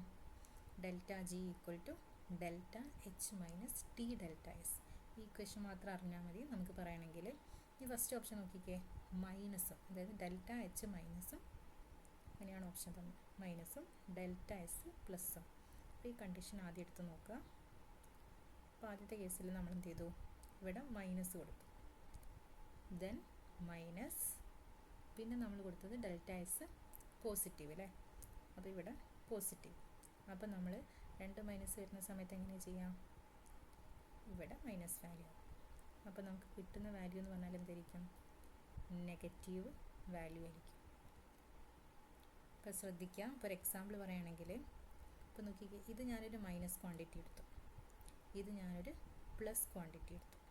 അങ്ങനെയാണെങ്കിൽ രണ്ട് മൈനസ് അടുപ്പിച്ച് വരുന്ന സമയത്ത് നമ്മൾ എങ്ങനെ എഴുതും, ഇങ്ങനെ വരും അല്ലേ. അപ്പോൾ രണ്ട് ക്വാണ്ടിറ്റി, രണ്ട്, അതായത് ഡെൽറ്റ എസും ടി ഡെൽറ്റ എസിൻ്റെ വാല്യൂം കൂടെ ആഡ് ചെയ്തിട്ട് ഫൈനൽ ആൻസർ നമുക്ക് എന്ത് കിട്ടും, നെഗറ്റീവ് എന്ന് കിട്ടും. ക്ലിയർ ആണോ? അപ്പോൾ for a reaction to be spontaneous delta G should be എന്തായിരിക്കണം, നെഗറ്റീവ് ആയിരിക്കണം. ഡെൽറ്റ ജി നെഗറ്റീവ് ആവുന്ന കേസിലാണ് നമ്മൾ എന്ത് പറയാം, ആ റിയാക്ഷൻ സ്പോണ്ടേനിയസ് ആണെന്ന് പറയാം. അപ്പോൾ ഫസ്റ്റ് ഓപ്ഷൻ കറക്റ്റാണ്. ഇനി സെക്കൻഡ് ഓപ്ഷൻ തന്നത് എന്താണ്, പ്ലസ്സും മൈനസും. നിങ്ങൾ നോക്കിയാൽ മതി, ബാക്കിയൊന്നും നമ്മൾ അവിടെ കൊടുക്കുന്ന സമയത്ത് എന്ത് ചെയ്യില്ല, കറക്റ്റ് നെഗറ്റീവ് വരില്ല. പിന്നെ വരും ചില സമയത്തിൽ എന്തായിരിക്കും, ടെമ്പറേച്ചറിൻ്റെ കണ്ടീഷൻ പറയേണ്ടി വരും. ടെമ്പറേച്ചർ ഐദർ ടു ഭയങ്കര ലാർജ് ആയിരിക്കണം അല്ലെങ്കിൽ ഭയങ്കര സ്മോൾ ആയിരിക്കണം എന്നുള്ള കണ്ടീഷൻസ് വരും. പക്ഷെ നമ്മളോട് ഇവിടെ കണ്ടീഷൻസിൻ്റെ ഒരു കാര്യവും പറഞ്ഞിട്ടില്ല. നമ്മളോട് ജനറലായിട്ട് ചോദിച്ചതാണ്, ഒരു റിയാക്ഷൻ സ്പോണ്ടേനിയസ് ആവണമെന്നുണ്ടെങ്കിൽ ഡെൽറ്റ എച്ചിൻ്റെയും സീറോൻ്റെയും അതേപോലെ തന്നെ ഡെൽറ്റ എസ് സീറോൻ്റെയും വാല്യൂ എന്തായിരിക്കണം എന്ന്. അപ്പോൾ ഫസ്റ്റത്തെ ഓപ്ഷൻ തന്നെ ചെയ്ത് നോക്കുന്ന സമയത്ത് നമുക്ക് ഡെൽറ്റ ജി സീറോൻ്റെ വാല്യൂ എന്ത് കിട്ടുന്നുണ്ട്, നെഗറ്റീവ് കിട്ടുന്നുണ്ട്. അപ്പോൾ സോ ഓപ്ഷൻ 1. ഇനി നെക്സ്റ്റ് ആണ്, which of the following organo halogens contain the largest number of molecules. അപ്പോൾ നമുക്ക് 4 ഓപ്ഷൻസ് തന്നിട്ടുണ്ട്, എല്ലാം 1 ഗ്രാമാണ് തന്നത്. അപ്പോൾ first option 1 gram of CH3Br, 1 gram of CH2Br2, 1 gram of CHBr3, 1 gram of CBr4. അപ്പം ഇതൊക്കെ ഓർഗാനോ ഹാലജൻസ് ആണ്. അപ്പോൾ ഇതിൽ ആർക്കാണ് ലാർജസ്റ്റ് നമ്പർ ഓഫ് മോളിക്യൂൾസ് ഉള്ളതെന്നാണ് ചോദിച്ചത്. അപ്പോൾ നമുക്ക് ആദ്യം ഒരു ഇക്വേഷൻ അറിയണം, നമ്പർ ഓഫ് മോളിക്യൂൾസ് കാണാനുള്ള ഇക്വേഷൻ കേട്ടോ. നമ്പർ ഓഫ് മോളിക്യൂൾസ് എങ്ങനെ കാണുക, mass divided by molar mass into NA. NA എന്ന് പറഞ്ഞാൽ അവഗാഡ്രോ നമ്പറാണ്. അപ്പോൾ നമ്മൾ ഓരോ കേസ് എടുക്കുക. ആദ്യം നമുക്ക് എല്ലാം 1 ഗ്രാമാണ് തന്നത്, അപ്പോൾ പ്രത്യേകിച്ച് എടുക്കേണ്ട കാര്യമില്ല. ഇനി കാർബണിൻ്റെ അറ്റോമിക് വെയിറ്റ് അറിയില്ലേ, എത്ര 12 ആണ്, ഹൈഡ്രജൻ്റെത് 1 ആണ്, ബ്രോമിൻ്റെത് 80 ആണ്. അപ്പോൾ ആദ്യത്തെ കേസ് CH3Br എടുത്തു. അപ്പോൾ നമുക്ക് എത്ര കിട്ടി, 95 gram per mole എന്ന് കിട്ടി. നെക്സ്റ്റ് CH2Br2 എടുത്തു, 174 gram per mole എന്ന് കിട്ടി. നെക്സ്റ്റ് CHBr3 എടുത്തു, 253 gram per mole എന്ന് കിട്ടി. CBr4 എടുത്തു, 332 gram per mole കിട്ടി. ഇതാണ് എന്ത്, ഇതിൻ്റെ മോളാർ മാസ്. ഓക്കെ അല്ലേ? ഇനി നമുക്ക് എന്ത് കാണണം, നമ്പർ ഓഫ് മോളിക്യൂൾസ് കാണണം. അപ്പോൾ given mass divided by molar mass into NA. അപ്പോൾ ശ്രദ്ധിക്കുക, നമുക്ക് എന്താ തന്നത്, 1 ഗ്രാമാണ് എല്ലാത്തിൻ്റെയും, അതായത് ഈച്ച് കമ്പോണൻറ്റിൻ്റെയും 1 ഗ്രാമാണ് തന്നത്. അപ്പോൾ നമ്മൾ മാസ് എന്തായിട്ട് എടുക്കണം, 1 ആയിട്ട് എടുക്കണം. അപ്പോൾ നോക്കിക്കേ, എല്ലാ വാല്യൂസിലും അല്ലാതെ എല്ലാ കേസിലും സബ്സ്റ്റിറ്റ്യൂട്ട് ചെയ്യാം, നമുക്ക് ഫൈനൽ ആൻസർ കിട്ടും. നോക്കാം എത്ര മോൾസ് ആണ് നോക്കിക്കേ. അപ്പോൾ ഇതിലേതാ ഹയർ വാല്യൂ വരുന്നത്, 0.0105 ആണ് ലാർജർ വാല്യൂ വരുന്നത്. ഹൻസ് ഓപ്ഷൻ 1. ക്ലിയർ ആണോ? ആദ്യം ശ്രദ്ധിക്കേണ്ടത് എന്താണ്, ഈ ഇക്വേഷൻ അറിയണം, നമ്പർ ഓഫ് മോളിക്യൂൾസ് കാണാനുള്ളത്, mass divided by molar mass into Avogadro number. നമ്മൾ ഓരോന്നിൻ്റെയും മാസ് കാൽക്കുലേറ്റ് ചെയ്യുന്നു, അത് കഴിഞ്ഞിട്ട് മോൾസ് കാണുന്നു. സിമ്പിൾ അല്ലേ, കുഴപ്പമൊന്നുമില്ലല്ലോ. ഓക്കെ. ഇനി next question, which of the following reactions has A positive entropy change എന്നാണ് ചോദിച്ചത്. അപ്പോൾ ഏത് കേസിലാണ്, 4 റിയാക്ഷൻസ് വന്നിട്ടുണ്ട്, ഏത് റിയാക്ഷനിലാണ് പോസിറ്റീവായിട്ടുള്ള എൻട്രോപ്പി ചേഞ്ച് ഉള്ളതെന്ന്. അപ്പോൾ നമുക്ക് എന്താണ് എൻട്രോപ്പി എന്ന് അറിയണം അല്ലേ. എന്താ എൻട്രോപ്പി എന്ന് പറഞ്ഞാൽ, മെഷർ ഓഫ് ഡിസോർഡർനെസ് അല്ലെങ്കിൽ മെഷർ ഓഫ് റാൻഡംനെസ് എന്നൊക്കെ പറയും. അപ്പോൾ നോക്കിക്കേ, ലിക്വിഡിൽ നിന്ന് ഫസ്റ്റ് ഓപ്ഷനാണ് ലിക്വിഡിൽ നിന്ന് സോളിഡിലേക്ക് മാറുക. അപ്പോൾ ഇവിടെ റാൻഡംനെസ് കൂടുകയാണോ അല്ലെങ്കിൽ ഡിസോർഡർനെസ് കൂടുകയാണോ ചെയ്യുന്നത്? കുറയല്ലേ ചെയ്യുന്നത്. ലിക്വിഡാണ് കമ്പാരിറ്റീവ്ലി കുറച്ചുകൂടെ ഡിസോർഡർ ആയിട്ട് കിടക്കുന്നത്. സോളിഡ് കുറച്ചുകൂടെ ഫിക്സ്ഡ് അല്ലേ പൊസിഷൻസ് എല്ലാം. അപ്പോൾ ഇങ്ങോട്ട് ലിക്വിഡ് സ്റ്റേറ്റിൽ നിന്ന് സോളിഡ് സ്റ്റേറ്റിലേക്ക് വരുന്ന സമയത്ത് ഇവിടെ എൻട്രോപ്പി ഇൻക്രീസ് ആവുകയാണോ ചെയ്യുന്നത്? പോസിറ്റീവായിട്ടുള്ള എൻട്രോപ്പി ചേഞ്ച് ആയിരിക്കുമോ വരിക? അല്ല അല്ലേ. അപ്പോൾ ഈ ഓപ്ഷൻ റോങ് ആണ്. ഇനി നെക്സ്റ്റ് ക്വസ്റ്റ്യൻ നോക്കുക. 2SO2 + O2 gives 2SO3. അപ്പോൾ നമ്മളിവിടെ ഡെൽറ്റ എൻ ജിൻ്റെ വാല്യൂ കാണാം. ഡെൽറ്റ എൻ ജിൻ്റെ വാല്യൂ കാണുന്ന സമയത്ത് എത്ര വരിക? റിയാക്റ്റൻ്റ് അല്ല, പ്രോഡക്റ്റ് സൈഡ് മൈനസ് റിയാക്റ്റൻ്റ് സൈഡാണ് ചെയ്യേണ്ടത്. അപ്പോൾ നോക്കിക്കേ, 2 - 3 = -1 ആണ് വരുന്നത്. ക്ലിയർ ആണോ? -1. അപ്പോൾ ഇവിടെ എന്താ സംഭവിക്കുന്നത്? പോസിറ്റീവായിട്ടുള്ള എൻട്രോപ്പി ചേഞ്ച് അല്ല വരുന്നത്. ഇനി ഇവിടെ നോക്കുക, ഇവിടുത്തെ കേസിൽ 2 - 4 എന്നാണ് വരിക. അപ്പോൾ ഇവിടെ എന്താ വരിക? -2 ആണ് വരിക. ഇനി ലാസ്റ്റത്തെ കേസിൽ നോക്കിക്കേ, എൻട്രോപ്പി എന്ന് പറഞ്ഞാൽ എന്തായിരിക്കും? മെഷർ ഓഫ് മോളിക്കുലർ റാൻഡംനെസ് അല്ലെങ്കിൽ ഡിസോർഡർനെസ് ആണ്. ഇനി ജനറലി ഗ്യാഷ്യസ് മോളിക്യൂൾസ് കൂടുതൽ എൻട്രോപ്പി ആയിരിക്കും than liquid than solid. Clear അല്ലേ? ഇനി റിയാക്ഷനിൽ ഞാൻ പറഞ്ഞു ലിക്വിഡ് എന്തായിട്ട് മാറാണ്? സോളിഡായിട്ട് മാറാണ്. അപ്പോൾ അവിടെ ഡിഗ്രീസ് ഇൻ എൻട്രോപ്പി. ഇനി സെക്കൻഡ് കേസിൽ ഡെൽറ്റ എൻ ജിൻ്റെ വാല്യൂ കണ്ടു. അപ്പോൾ മൈനസ് ആണ്. അപ്പം A degrees in gas moles എന്ന് പറഞ്ഞാൽ അതെന്തായിരിക്കും? കുറയാണ് ചെയ്യുക, എൻട്രോപ്പി കുറയ്ക്കുക ചെയ്യുക. ഇനി ഇവിടെയും മൈനസ് ആണ് വരുന്നത്. അപ്പോൾ ഇവിടെ എന്തായിരിക്കും? എൻട്രോപ്പി വിൽ ബി ലെസ്സർ ആയിരിക്കും. ഇനി അടുത്ത കേസിൽ നോക്കുക. ഈ കേസിൽ നോക്കിക്കേ, എന്താ കാണുന്നത്? CaCO3 എന്തായിട്ട് മാറുക? CaO + CO2 ആയിട്ട് മാറുക. അപ്പോൾ ഇവിടെ നമ്മൾ നമ്പർ ഓഫ് മോൾസ് കാണുന്ന സമയത്ത് നോക്കിക്കേ, ഇൻക്രീസസ് ഫ്രം 0 to 1 നോക്കിയേ. In reaction for a solid reactant decomposes to produce a solid and a gas. അപ്പോൾ നോക്കിക്കേ, സോളിഡായിട്ട് നിന്ന ആൾ എന്തായിട്ട് മാറുകയാണ്? ഒരു ഗ്യാസും അതേപോലെ തന്നെ സോളിഡായിട്ട് മാറുക. ക്ലിയർ അല്ലേ? അപ്പോൾ ആദ്യം ഒട്ടും റാൻഡംനെസ് ഇല്ലാത്ത ഒരാൾ തിരിച്ച് എന്തായിട്ട് മാറുന്നുണ്ട്? ഗ്യാസായിട്ട് മാറുന്നുണ്ട് അല്ലേ? അപ്പോൾ നമുക്കിവിടെ എന്തായിട്ട് കൺസിഡർ ചെയ്യാം? ഇൻക്രീസിങ് എൻട്രോപ്പി ആയിട്ട് കൺസിഡർ ചെയ്യാം കേട്ടോ. ഓക്കെ, അല്ലെങ്കിൽ നമുക്ക് ഏത് കേസ് പറയാം? ഡെൽറ്റ എൻ ജി = 1 എന്ന് പറഞ്ഞ കേസ് പറയാം. അതല്ലെങ്കിൽ എന്ത് പറയാം? സോളിഡ് സ്റ്റേറ്റിൽ നിന്ന് ഗേഷ്യസ് ഫോമിലേക്ക് മാറുന്നതുകൊണ്ട് അവിടെ കുറച്ചുകൂടെ ഒരു റാൻഡംനെസ് കൂടുകയാണ്. സോ ഹെൻസ് എന്തായിരിക്കും? എൻട്രോപ്പി ഇൻക്രീസ് ചെയ്യുന്നുണ്ടാവും. ക്ലിയർ ആണോ? അപ്പോൾ ഓപ്ഷൻ 4 ആണ് ആൻസർ വരിക. ഇനി നെക്സ്റ്റ് ക്വസ്റ്റ്യൻ നോക്കിക്കേ, ഇത് ഭയങ്കര സിമ്പിളാണ്. The equation for the complete combustion of butane തന്നിട്ടുണ്ട്. 2C4H10 + 13O2 gives 8CO2 + 10H2O. ഇതാണ് എന്ത്? കംപ്ലീറ്റ് കമ്പഷൻ ഓഫ് ബ്യൂട്ടേൻ്റെ ഇക്വേഷൻ. ഇനി നിങ്ങളോട് ചോദിച്ചത് what is the amount in mole of carbon dioxide formed by complete combustion of 3 moles of N-butane. ഇവിടെ 2 moles ആണുള്ളത്. 2 മോൾസിന് എടുത്തത് 8 ആണ്. 8 CO2 എടുത്തു. അങ്ങനെയാണെങ്കിൽ 1 മോളിനോ എത്ര എടുക്കും? എല്ലാത്തിനെയും ഡിവൈഡ് ചെയ്യുക അല്ലേ, ബൈ 2. അപ്പോൾ ഇവിടെ 8/2 ചെയ്യുന്ന സമയത്ത് നമുക്ക് എന്ത് കിട്ടും? എത്ര മോൾസ് കിട്ടും? 4 മോൾസ് കിട്ടും. അപ്പോൾ ജനറലായിട്ട് 1 മോളിൻ്റെത് കണ്ടുപിടിച്ചു, 4 ആണ്. അതായത് 2 മോളിന് 8 CO2 റിലീസ് ചെയ്യുന്നുണ്ടെങ്കിൽ 1 മോളിന് 4 CO2 റിലീസ് ചെയ്യുന്നുണ്ട്. നമ്മളോട് എന്താ ചോദിച്ചത്? 3 മോൾസ് ആണ് ചോദിച്ചത്. അങ്ങനെയാണെങ്കിൽ എന്ത് ചെയ്താൽ മതി? 3 കൊണ്ട് മൾട്ടിപ്ലൈ ചെയ്താൽ പോരെ. അപ്പോൾ 1 മോളിന് 4 ആണെന്നറിയാം. അങ്ങനെയാണെങ്കിൽ 3 മോളിന് എത്രയായിരിക്കും? 4 × 3. കൺഫ്യൂഷൻ ഉണ്ടോ ആർക്കെങ്കിലും? അപ്പോൾ ടോട്ടൽ മോൾസ് എത്ര വരും? 12. കൺഫ്യൂഷൻ ഉണ്ടോ ആർക്കെങ്കിലും? നോക്കുക, ഇതാണ് 2 മോൾസിൻ്റെ ഇക്വേഷൻ. ഇതിൽ 8 മോൾസ് ഓഫ് CO2 റിലീസ് ആവുന്നുണ്ട്. ഓക്കെ അല്ലേ? ഇനി 1 മോളിനാണെങ്കിൽ 4 CO2 റിലീസ് ആവുന്നുണ്ട്. അങ്ങനെയാണെങ്കിൽ 3 മോളിന് × 3 ചെയ്യാം. അപ്പോൾ ടോട്ടൽ 12 മോൾസ്. കുഴപ്പമില്ലല്ലോ. അപ്പോൾ ആൻസർ 12 മോൾസ് കേട്ടോ. ഇനി അടുത്തത്, in ethanol C2H5OH. There are covalent bonds ഉണ്ട്, hydrogen bonds ഉണ്ട്, van der Waals forces ഉണ്ട്. So which bonds or forces are broken when ethanol is vaporized? അപ്പം എത്തനോൾ എന്ന് പറഞ്ഞാൽ എന്താണ്? ഒരു വോളട്ടൈൽ ലിക്വിഡ് അല്ലേ. അപ്പം നമ്മൾ വേപ്പറൈസ് ചെയ്യുന്ന സമയത്ത്, എത്തനോളിനെ വേപ്പറൈസ് ചെയ്യുന്ന സമയത്ത് ഏതൊക്കെ ബോൺസ് ആയിരിക്കും ബ്രേക്ക് ചെയ്യുന്നുണ്ടാവുക എന്നുള്ളത്. അപ്പോൾ നമ്മളൊരു എത്തനോളിൻ്റെ സൊല്യൂഷൻ എടുക്കുകയാണെന്നുണ്ടെങ്കിൽ അവിടെ C2H5ൻ്റെ കുറേ മോളിക്യൂൾസ് ഉണ്ടാവും.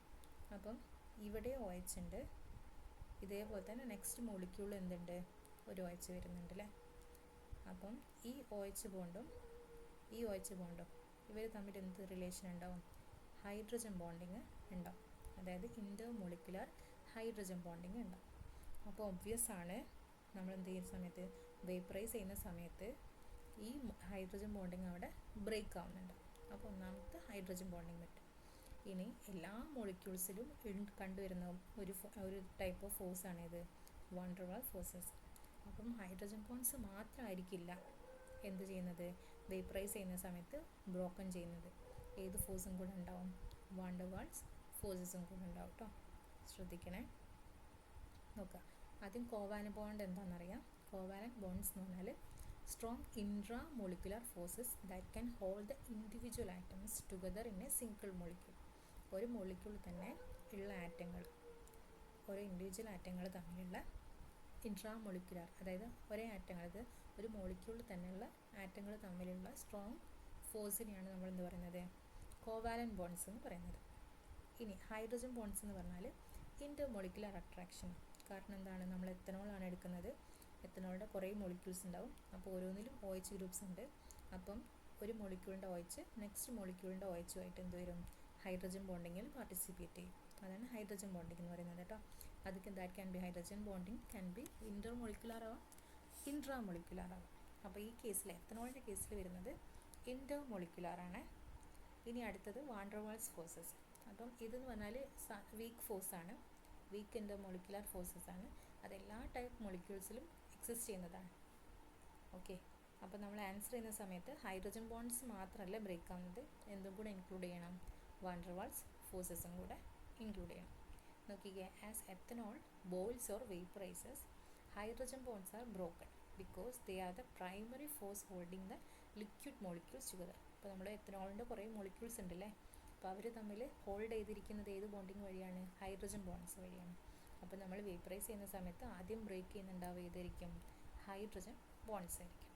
ഇനി വാൻ ഡെർ വാൾസ് ഫോഴ്സസ് ഞാൻ പറഞ്ഞു, എല്ലാ ഒരു വീക്കായിട്ടുള്ള ഇൻ്റർ മോളിക്കുലർ ഫോഴ്സാണ്, അതെല്ലാ മോളിക്യൂൾസിലും എക്സിസ്റ്റ് ചെയ്യുന്നുണ്ട്. അപ്പോൾ ഇതും കൂടെ ഇൻക്ലൂഡ് ആവും. അപ്പോൾ option 2 hydrogen bonds also van der Waals forces. ഇനി next, different structural information about glucose can be derived by reacting it with different reagents. Which of the following is correct? അപ്പം ഗ്ലൂക്കോസിൻ്റെ informations ആണ് താഴെ തന്നത്. അപ്പം നിങ്ങളോട് ചോദിക്കുകയാണ് ഏത് തന്ന ഇൻഫോർമേഷനാണ് റൈറ്റ് ആയിട്ടുള്ളത്. അപ്പോൾ ഫസ്റ്റത്തെ തന്നത് reaction with HI confirms the presence of carbonyl groups എന്ന് പറഞ്ഞു. അപ്പോൾ നമുക്ക് നേരെ ആൻസറിലേക്ക് പോകാം, കാരണം ഈ ഓപ്ഷൻസൊക്കെ വായിച്ച് വരുമ്പോൾ സമയം എടുക്കും. നോക്കതാ, നമുക്ക് ആൻസർ വരുന്നത് സെക്കൻഡ് വൺ ആണ് റൈറ്റ് ആയിട്ടുള്ളത്. കാരണം acetylation with acetic anhydride to confirm the presence of OH groups, ഇതാണ് ഏത് കറക്റ്റ് ആയിട്ടുള്ള ഓപ്ഷൻ വരുന്നത്. നമുക്ക് ഫസ്റ്റ് മുതൽ പറഞ്ഞു പോകാം. അപ്പോൾ റിയാക്ഷൻ വിത്ത്, അതായത് ഗ്ലൂക്കോസ് മോളിക്യൂൾ ആരുമായിട്ട് റിയാക്ട് ചെയ്യാണ്? Reaction with HI and red phosphorus confirms that 6 carbon atoms are linked in a straight chain എന്നാണ് കാണിക്കുന്നത്. നമ്മളോട് ക്വസ്റ്റ്യനിൽ തന്നത് കാർബണിൽ ഗ്രൂപ്പിൻ്റെ ആണെന്നാണ് പറഞ്ഞത്. ക്വസ്റ്റ്യനിൽ നമുക്ക് തന്നത് എന്താ തന്നത്? Glucose on reaction with HI confirms the presence of carbonyl groups എന്നാണ് പറഞ്ഞത്. പക്ഷേ കാർബണിൽ ഗ്രൂപ്പ്സ് അല്ല, reaction of HI with glucose confirms the, എന്താ കൺഫേം ചെയ്യുന്നത്? 6 carbon atoms are linked in a straight chain. Clear ആണോ? ഇതാണ് കൺഫേം ചെയ്തിരുന്നത്, not the carbonyl group. പിന്നെ സെക്കൻഡ് വണ്ണ് ഞാൻ പറഞ്ഞു കറക്റ്റ് ആണെന്നുള്ളത്. Acetylation with acetic anhydride yields glucose pentaacetate. ഗ്ലൂക്കോസിൻ്റെ സ്ട്രക്ചർ എല്ലാവർക്കും അറിയാലോ. ഒരു സൈഡിൽ എന്ത് വരുന്നുണ്ടാവും? CHO ഗ്രൂപ്പ് വരുന്നുണ്ടാവും, ഒരു ആൽഡിഹൈഡിൻ്റെ പാർട്ട് വരുന്നുണ്ടാവും, 6 കാർബൺസ് ഉണ്ടാവും. ലാസ്റ്റ് പാർട്ടിൽ എന്തുണ്ടാവും? ഒരു COH ഉണ്ടാവും, ഒരു പ്രൈമറി ആൽക്കഹോൾ ഉണ്ടാവും. പിന്നെ അതുകൂടാതെ നമുക്ക് ബാക്കിയുള്ള കാർബൺസിൽ ഇപ്പോൾ ഇവിടെ 4 കാർബൺസ് ഉണ്ടാവും അല്ലേ. ഇതിലും OH ഗ്രൂപ്പ്സ് വരുന്നുണ്ടാവും, പക്ഷെ അതൊക്കെ എന്തായിരിക്കും? സെക്കൻഡറി OH ആയിരിക്കും കേട്ടോ. സെക്കൻഡറി ആൽക്കഹോൾ ഗ്രൂപ്പാണ്, സെക്കൻഡറി ആയിട്ടുള്ള ഗ്രൂപ്പാണ്. ഇവിടെ മാത്രം ലാസ്റ്റ് വണ്ണിലാണ് പ്രൈമറി ആയിട്ടുള്ള ഒരു ആൽക്കഹോൾ ഗ്രൂപ്പ് വരുന്നത്. കൂടാതെ ഇവിടെ ഒരു ആൽഡിഹൈഡിൻ്റെ ഗ്രൂപ്പ്. അപ്പോൾ നോക്കിക്കേ, acetylation with acetic anhydride yields glucose pentaacetate. അപ്പോൾ എന്താ പറയുന്നത്? നമുക്കിവിടെ 5 OH ഗ്രൂപ്പ്സ് ഉണ്ടാവും, 5 കാർബൺസിന് 5 OH ഗ്രൂപ്പ്സ് ഉണ്ടാവും. അതൊക്കെ എന്ത് ചെയ്യുന്നുണ്ട്? അസറ്റേറ്റ് ആയിട്ട് കൺവേർട്ട് ചെയ്യും. ഇപ്പോൾ നമ്മൾ ഗ്ലൂക്കോസിനെ അസറ്റിക് അൺഹൈഡ്രേറ്റ് ആയിട്ട് ട്രീറ്റ് ചെയ്യുന്ന സമയത്ത് ആ OH ഗ്രൂപ്പ്സ് ഒക്കെ എന്തായിട്ട് കൺവേർട്ട് ചെയ്യും? അസറ്റേറ്റ് ആയിട്ട് കൺവേർട്ട് ചെയ്യും. ഓക്കെ ആണോ? അതാണ് കറക്റ്റ് ആയിട്ടുള്ള ഓപ്ഷൻ. ഇനി നെക്സ്റ്റ് ഓപ്ഷൻ തന്നത് glucose on reaction with bromine water. Bromine water എന്ന് പറഞ്ഞാൽ ഒരു മൈൽഡ് ആയിട്ടുള്ള ഓക്സിഡൻ്റ് ആണ്. Confirms the presence of an aldehyde group by oxidising it to a COH group producing gluconic acid. Okay, ഇതാണ് സംഭവിക്കുന്നത്. ഇപ്പോൾ നമ്മൾ ബ്രോമിൻ വാട്ടറുമായിട്ട് ഗ്ലൂക്കോസിനെ റിയാക്ട് ചെയ്യുകയാണെന്നുണ്ടെങ്കിൽ നമ്മൾ പറഞ്ഞു ഗ്ലൂക്കോസിൽ ഒരു ആൽഡിഹൈഡ് പാർട്ട് ഉണ്ട് അല്ലേ, അത് ഓക്സിഡൈസ് ചെയ്തിട്ട് എന്തായിട്ട് മാറും? ആസിഡായിട്ട് മാറും. അല്ലാതെ സ്ട്രെയിറ്റ് ചെയിൻ്റെ പ്രസൻസിനെ കൺഫേം ചെയ്യുകയല്ല ചെയ്യുന്നത്. നമുക്ക് ഓപ്ഷനിൽ തന്നത് it confirms straight chain nature എന്നാണ് പറഞ്ഞത്. ഈ ഓപ്ഷൻ റോങ് ആണ് കേട്ടോ, ഈ ഓപ്ഷൻ റോങ് ആണ്. ഇനി അടുത്തത് oxidation with nitric acid. Nitric acid എന്ന് പറഞ്ഞാൽ ഒരു സ്ട്രോങ് ഓക്സിഡൈസിങ് ഏജൻ്റ് ആണ്. അപ്പം oxidation with nitric acid converts both aldehyde and the primary alcohol group into COH groups, forming saccharic acid, which confirm the presence of a primary alcoholic group, not just the secondary groups. അപ്പോൾ നമുക്ക് ക്വസ്റ്റ്യനിൽ തന്നത് oxidation with nitric acid to confirm the presence of secondary OH groups എന്ന്. പക്ഷേ secondary അല്ല, അതായത് ആൽഡിഹൈഡിൻ്റെ പാർട്ടും അതേപോലെ തന്നെ പ്രൈമറി ആൽക്കഹോളിനെയാണ് എന്ത് ചെയ്യുന്നത്? ഓക്സിഡൈസ് ചെയ്യുന്നത്, not the secondary OH groups. ശ്രദ്ധിക്കണം കേട്ടോ. അപ്പോൾ ലാസ്റ്റ് ഓപ്ഷനും റോങ് ആണ്. ആൻസർ വരുന്നത് 2. ഓക്കെ, ഇനി നെക്സ്റ്റ് ക്വസ്റ്റ്യൻ വരുന്നത് the half life of A chemical reaction is 1386 seconds തന്നിട്ടുണ്ട്. ഇനി the specific rate constant for the reaction. അപ്പോൾ നിങ്ങൾക്ക് ഹാഫ് ലൈഫിൻ്റെ വാല്യൂ തന്നിട്ടുണ്ട്, ഹാഫ് ലൈഫ് എത്രയും തന്നിട്ടുണ്ട്, നിങ്ങളുടെ റേറ്റ് കോൺസ്റ്റൻറ്റ് കാണാനാണ് പറഞ്ഞത്. ഇവിടുന്ന് ഇപ്പോൾ ചിലപ്പോൾ ക്വസ്റ്റ്യനിൽ ചിലവർക്ക് എന്ത് മനസ്സിലാവില്ല, ഇത് ഫസ്റ്റ് ഓർഡറിൻ്റെയാണ് ചോദിച്ചതെന്ന് മനസ്സിലാവില്ല. അങ്ങനെയുള്ള കേസിൽ ഓപ്ഷൻസ് നോക്കാം. റേറ്റ് കോൺസ്റ്റൻറ്റിൻ്റെ യൂണിറ്റ് പഠിച്ച് വെക്കാം. ഫസ്റ്റ് ഓർഡറിൻ്റെ കേസിൽ റേറ്റ് കോൺസ്റ്റൻറ്റിൻ്റെ യൂണിറ്റ് വരുന്നത് എന്താണ്? സെക്കൻഡ് ഇൻവേഴ്സാണ്. അപ്പോൾ നമുക്ക് ഇവിടെ എന്ത് മനസ്സിലാക്കാം? ഇത് ചോദിച്ചത് ഒരു ഫസ്റ്റ് ഓർഡർ റിയാക്ഷൻ ആണെന്നുള്ളത്. അപ്പോൾ ഫസ്റ്റ് ഓർഡർ റിയാക്ഷൻ്റെ കേസിൽ നമുക്കറിയാമല്ലേ, ഹാഫ് ലൈഫ് കാണാനൊരു സിമ്പിൾ ഫോർമുല ഉണ്ട്. എന്താണ്? T half is equal to 0.693 divided by T half. അറിയില്ല, സോറി, K. അതായത് T half is equal to 0.693 divided by rate constant. അപ്പോൾ നമുക്ക് ഇവിടെ തന്നത് എന്താണ്? T half തന്നിട്ടുണ്ട്. അപ്പോൾ നമ്മൾ നേരെ ഇക്വേഷൻ റീഅറേഞ്ച് ചെയ്തു, നമ്മൾ സബ്സ്റ്റിറ്റ്യൂട്ട് ചെയ്യുന്നു. ഫൈനൽ ആൻസർ നമുക്ക് 0.0005 സെക്കൻഡ്.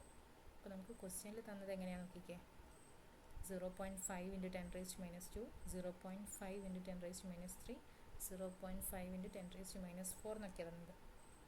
അപ്പോൾ നമുക്ക് കിട്ടിയ ആൻസറിനെ എന്തായിട്ട് കൺവേർട്ട് ചെയ്യണം? ഏതിലേക്ക്? 10ൻ്റെ പവറിലേക്ക് കൺവേർട്ട് ചെയ്യണം. അപ്പോൾ നമുക്ക് എത്ര സീറോസാണ് ഉള്ളത്? 3 zeros ഉണ്ട് അല്ലേ. അപ്പോൾ നമുക്കങ്ങനെ എന്ത് എഴുതാം? ഒന്നെങ്കിൽ 0.5 into 10 raised to minus 3 second inverse എഴുതാം, അല്ലെങ്കിൽ 5.0 into 10 raised to minus 4. അപ്പോൾ നമുക്ക് തന്നത് ഏതാ? ഓപ്ഷനിലുള്ളത് ഏതാ? 0.10 raised to minus 3 second inverse കേട്ടോ. അപ്പോൾ ഓപ്ഷൻ 2 സിമ്പിളാണ്. യൂണിറ്റ് പഠിച്ച് വെക്കണം കേട്ടോ ഓരോ റേറ്റ് കോൺസ്റ്റൻറ്റിൻ്റെ. അതായത് ഫസ്റ്റ് ഓർഡർ റിയാക്ഷൻ്റെ കേസിൽ എന്താണ് റേറ്റ് കോൺസ്റ്റൻറ്റിൻ്റെ യൂണിറ്റ്, സീറോ ഓർഡറിൻ്റെ കേസിൽ എന്താണ്, സെക്കൻഡ് ഓർഡറിൻ്റെ കേസിൽ എന്താണ്. ഫസ്റ്റ് ഓർഡർ എന്തായാലും അറിഞ്ഞിരിക്കണം, സിമ്പിളാണ്, പെട്ടെന്ന് കിട്ടും. ഇനി അടുത്തത് the metal atom present in vitamin B12. എല്ലാവർക്കും അറിയാം അല്ലേ, ഏതായിരിക്കും? കൊബാൾട്ട്. ഇനി ശ്രദ്ധിക്കണം, കുറച്ചുണ്ട്. കൊബാൾട്ടാണ് ഏതിലുള്ളത്? Vitamin B12. ഇനി അയോൺ, അത് ഹീമോഗ്ലോബിൻ എന്ന് പറഞ്ഞാൽ ബയോമോളിക്യൂളിൽ ആരെയാണ് കാണുന്നത്? അയോണിനെയാണ് കാണുന്നത്. മെഗ്നീഷ്യം എവിടെയാണുള്ളത്? ക്ലോറോഫില്ലിലാണുള്ളത്. ഇനി സിങ്ക് എവിടെയാണുള്ളത്? കാർബോക്സി പെപ്റ്റിഡേസും കാർബോണിക് അൺഹൈഡ്രേസ് കേട്ടോ. കാർബോക്സി പെപ്റ്റിഡേസും കാർബോണിക് അൺഹൈഡ്രേസും. ഇനി അടുത്തത് കോപ്പർ ഹീമോസയാനിൽ. അപ്പോൾ നമ്മളോട് ചോദിച്ചത് വൈറ്റമിൻ B12 കാണുന്നത് ഏതാണെന്ന് ചോദിച്ചത്. അപ്പോൾ ആൻസർ ഏതാ വരിക? ഫസ്റ്റ് ഓപ്ഷൻ കൊബാൾട്ട് കേട്ടോ. ഇനി next question. Okay, emulsifier is N agent which? സിമ്പിളാണ്. എന്താ എമൽസിഫയർ എന്ന് പറഞ്ഞാൽ? ഇത് നമ്മൾ കൊളോയിഡ്സിൽ വരുന്നതാണ്. അപ്പം എമൽഷൻ എന്ന് പറഞ്ഞാൽ എന്താണ്? ഒരു കൊളോയിഡൽ മിക്സ്ചറാണ്. എന്താ കൊളോയിഡ്സ് എന്ന് പറഞ്ഞാൽ? നമുക്കൊരു ട്രൂ സൊല്യൂഷൻ അറിയാം, അതേപോലെ തന്നെ ഒരു കൊളോയിഡൽ സ്റ്റേറ്റ് ഉണ്ട്, അത് കഴിഞ്ഞിട്ടൊരു സസ്പെൻഷൻ ഉണ്ട്. അപ്പോൾ ഈ ട്രൂ സൊല്യൂഷൻ എന്ന് പറഞ്ഞാൽ ഇപ്പം നമുക്ക് ഷുഗർ ഇൻ വാട്ടർ ഒക്കെ പറയാം. ഇപ്പോൾ നമ്മൾ കംപ്ലീറ്റ്ലി സോല്യൂബിൾ അല്ലേ? ഷുഗർ നമ്മൾ വാട്ടറിലേക്ക് ആഡ് ചെയ്യുകയാണെങ്കിൽ, മിക്സ് ചെയ്യുകയാണെങ്കിൽ അത് കംപ്ലീറ്റ്ലി സോല്യൂബിൾ ആയിപ്പോകും. ഇനി വേറൊരു കേസാണ് സസ്പെൻഷൻ എന്ന് പറയുന്നത്. സസ്പെൻഷൻ എന്ന് പറയുകയാണെങ്കിൽ ഇപ്പോൾ നമുക്ക് സാൻഡ് ഇൻ വാട്ടർ എന്ന് പറയാം. അതായത് സാൻഡ് ഇപ്പം വാട്ടറിലേക്ക് ഇടുകയാണെങ്കിൽ അത് കംപ്ലീറ്റ് ആയിട്ട് എന്ത് ചെയ്യും? സസ്പെൻഡ് ചെയ്ത് വരും. ഇനി ഈ ട്രൂ സൊല്യൂഷൻ്റെയും അതേപോലെ തന്നെ ഈ സസ്പെൻഷൻ്റെയും ഇടയ്ക്ക് വരുന്ന ആളെയാണ് നമ്മളെന്ത് പറയുന്നത്? കൊളോയിഡൽ മിക്സ്ചർ അല്ലെങ്കിൽ കൊളോയിഡ്സ് എന്ന് പറയുന്നത്. അപ്പോൾ കൊളോയിഡ്സിൽ തന്നെ കുറേ ടൈപ്സ് ഉണ്ട്.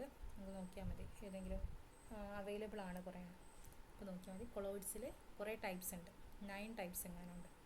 അപ്പോൾ അതിൽ വരുന്നൊരു ഭാഗമാണ്, അല്ലെങ്കിൽ അതിൽ വരുന്നൊരു ടൈപ്പാണ് ഇത് ഈ എമൽഷൻ എന്ന് പറയുന്നത് കേട്ടോ. അപ്പം ഈ എമൽഷനിൽ എന്തായിരിക്കും ഉണ്ടാവുക? 2 or more liquids that are normally immiscible ആയിരിക്കും. അതായത് സോലിബിൾ അല്ലെങ്കിൽ ഇമ്മിസിബിൾ ആവില്ല. 2 ലിക്വിഡ്സും സെപ്പറേറ്റ് ആയിട്ട് നിൽക്കും. അതാണ് എമൽഷൻ എന്ന് പറഞ്ഞാൽ. ഇപ്പോൾ എക്സാമ്പിൾ പറയുകയാണെങ്കിൽ ഓയിൽ ആൻഡ് വാട്ടർ. അപ്പോൾ നമ്മൾ വാട്ടറിലേക്ക് കുറച്ച് ഓയിൽ ഒഴിച്ചാൽ വാട്ടർ സെപ്പറേറ്റ് ആയിട്ട് നിൽക്കും, ഓയിൽ സെപ്പറേറ്റ് ആയിട്ട് നിൽക്കും, രണ്ടും മിക്സ് ചെയ്യില്ല. അങ്ങനെയുള്ള ടൈപ്പ് കൊളോയിഡൽ മിക്സ്ചറിനെയാണ് നമ്മൾ എന്ത് പറയുന്നത്? എമൽഷൻ എന്ന് പറയുന്നത്. ക്ലിയർ ആണോ?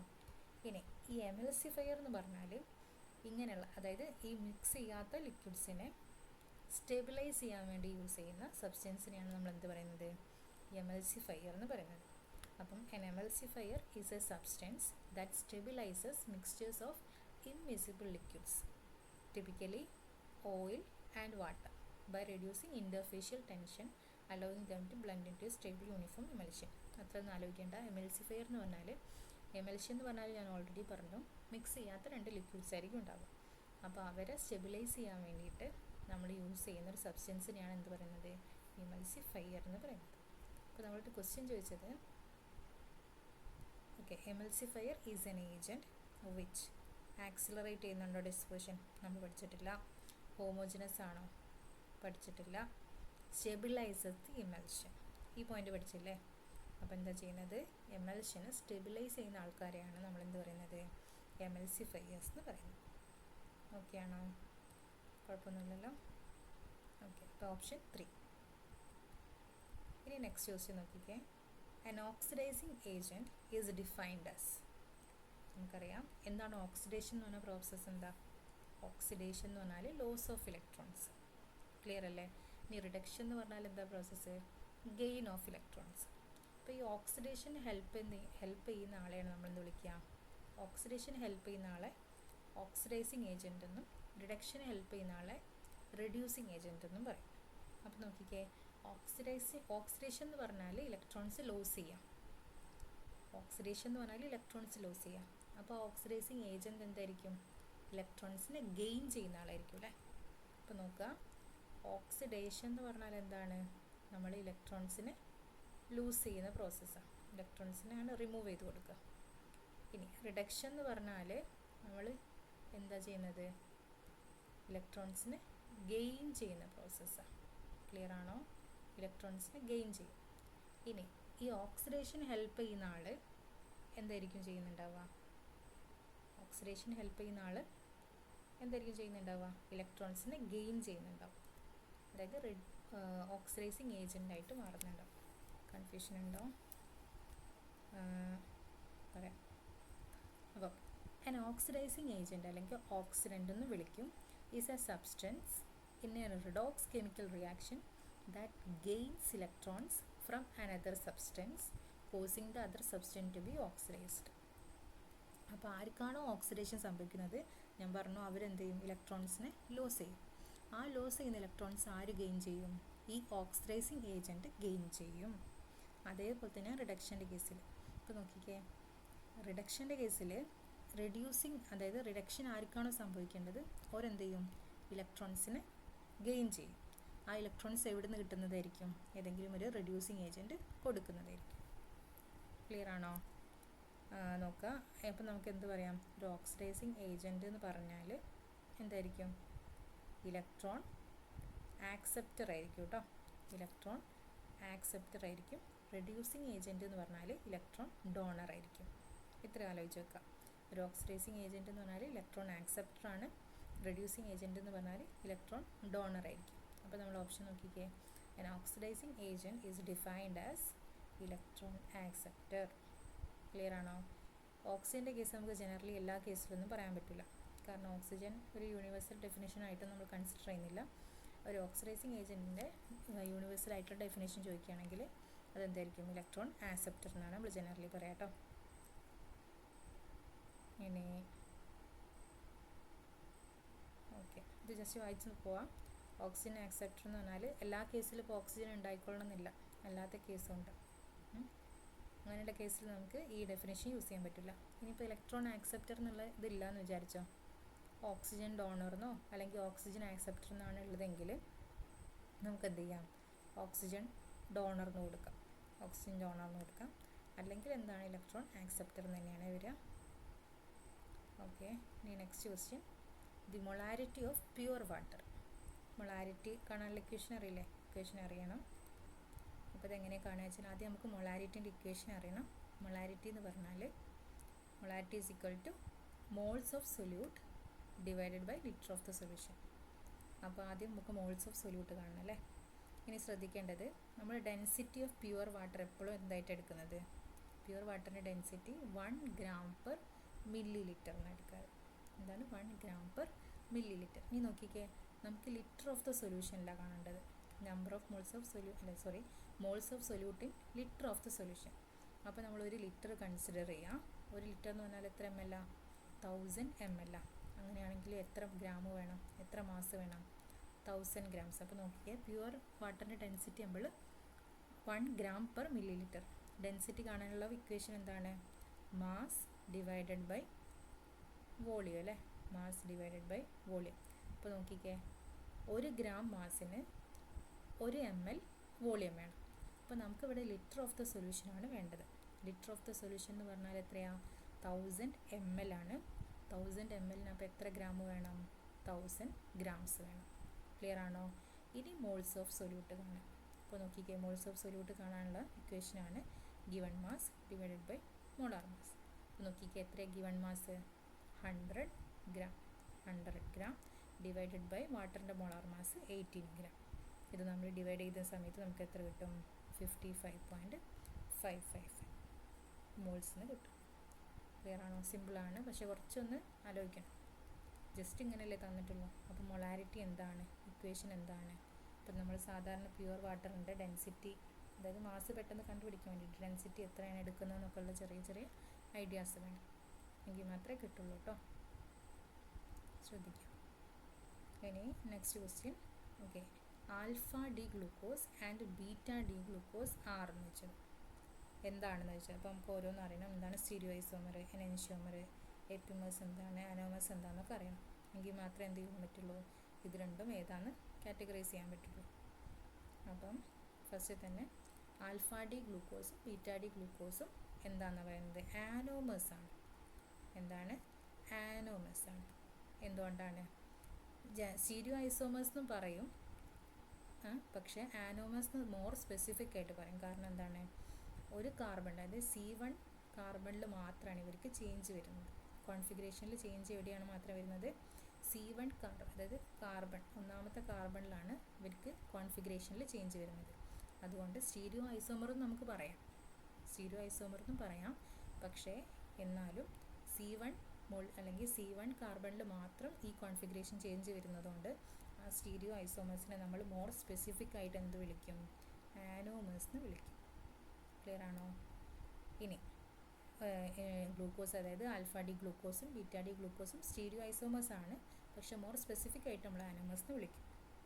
ഓക്കെ ആണോ? ഇനി അടുത്തത് എന്താ എനൻഷ്യോമേഴ്സ് എന്ന് പറഞ്ഞാൽ? എനൻഷ്യോമേഴ്സിന് എന്തുണ്ടാവണം? Non superimposable mirror images ഉണ്ടാവണം. ഇപ്പോൾ ഇത്ര കൈറൽ സെൻറ്റേഴ്സ് ഉണ്ടാവും അല്ലേ, കുറേ കൈറൽ സെൻറ്റേഴ്സ് ഉണ്ടാവും, അവിടെയൊക്കെ എന്ത് വേണം? Non superimposable mirror images ഉണ്ടാവും. ഓക്കെ ആണോ? അപ്പം ആൽഫ ഡി ഗ്ലൂക്കോസിനും ബീറ്റ ഡി ഗ്ലൂക്കോസും എവിടെ മാത്രമേ ഡിഫറൻസ് വരുന്നുള്ളൂ? ഓൺലി അറ്റ് ദ C1 കാർബണിൽ മാത്രമേ ഡിഫറൻസ് വരുന്നുള്ളൂ. ബാക്കിയുള്ളടത്തും സിമിലാരിറ്റി ഉണ്ട്. അപ്പോൾ അവരെന്തായിരിക്കില്ല? എനൻഷ്യോമേഴ്സ് ആയിരിക്കില്ല. സ്റ്റീരിയോമേഴ്സ് എന്ന് പറയാം, പക്ഷേ മോർ സ്പെസിഫിക്കലി നമ്മൾ ആനോമേഴ്സ് എന്ന് പറയും. ഇനി അടുത്ത എപ്പിമേഴ്സ്. എപ്പിമേഴ്സ് എന്ന് പറഞ്ഞാൽ ഡയസ്റ്റീരിയോമേഴ്സ് ആണ്, അതായത് ഏതെങ്കിലും ഒരു കൈറൽ സെൻറ്ററിൽ. ഡയസ്റ്റീരിയോമേഴ്സ് എന്ന് പറഞ്ഞാലും എന്ത് തന്നെയാണ്? നോൺ സൂപ്പർ ഇമ്പോസിബിൾ ഇമേജസ് വേണം. ഇനി എപ്പിമേഴ്സ് എന്ന് ജനറലി പറയാത്തത് എന്തുകൊണ്ടാണെന്ന് വെച്ചാൽ ആനോമേഴ്സ് എന്നുള്ള ടേം കുറച്ചുകൂടെ സ്പെസിഫിക് ആയിട്ട് തന്നതുകൊണ്ടാണ് കേട്ടോ. ഇപ്പോൾ ഏത് കേസിൽ, ഇപ്പോൾ ഏത് ക്വസ്റ്റ്യൻ വരികയാണെങ്കിലും C1 കാർബണിലാണ് അല്ലെങ്കിൽ ആനോമറിക് കാർബണിൽ മാത്രമേ വ്യത്യാസം വരുന്നുള്ളെങ്കിൽ അവരെ നമ്മൾ എന്തായിട്ട് വിളിക്കും? ആനോമേഴ്സ് എന്നായിട്ട് വിളിക്കും. ഇനി എന്താണ് എപ്പിമേഴ്സ് എന്ന് പറഞ്ഞാൽ? എപ്പിമേഴ്സ് ആർ ഡയസ്റ്റീരിയോമേഴ്സ് തന്നെയാണ്, that differ only at 1 chiral centre. ഏതെങ്കിലും ഒരു കൈറൽ സെൻറ്ററിൽ മാത്രം ചേഞ്ച് വരുന്ന അല്ലെങ്കിൽ കോൺഫിഗറേഷനിൽ ഡിഫറൻസ് വരുന്ന ആൾക്കാരെയാണ് നമ്മൾ എപ്പിമേഴ്സ് എന്ന് പറയാം. പക്ഷെ അത് കറക്റ്റ് C1 എന്ന് വരികയാണെങ്കിൽ അതിനെ നമ്മൾ ആനോമേഴ്സ് എന്ന് വിളിക്കും കേട്ടോ. എപ്പിമേഴ്സ് എന്നും പറയാം, കാരണം ഒരു കൈറൽ സെൻറ്റർ ആണല്ലോ C1 എന്ന് പറയുന്നത്. പക്ഷേ നമ്മൾ മോർ സ്പെസിഫിക് ആയിട്ട് എന്താ പറയുക? ആനോമേഴ്സ് എന്ന് പറയും.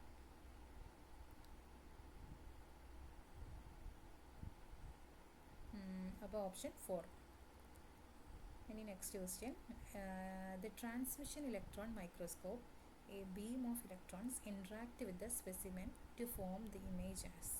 നമ്മൾ ജനറലി വിളിക്കാം ടെമ്പിൽ നമ്മൾ എന്താ ചെയ്യുന്നത് വെച്ചാൽ ഹൈ എനർജിയിലെ ഇലക്ട്രോൺ ബീമിനെ നമ്മൾ സ്പെസിമെനിലേക്ക് പാസ് ചെയ്യുക, എന്നിട്ട് ആ സ്പെസിമെനിൽ കൂടെ ഇലക്ട്രോൺസിന് പാസ് ചെയ്ത് വിടുക ചെയ്യുക.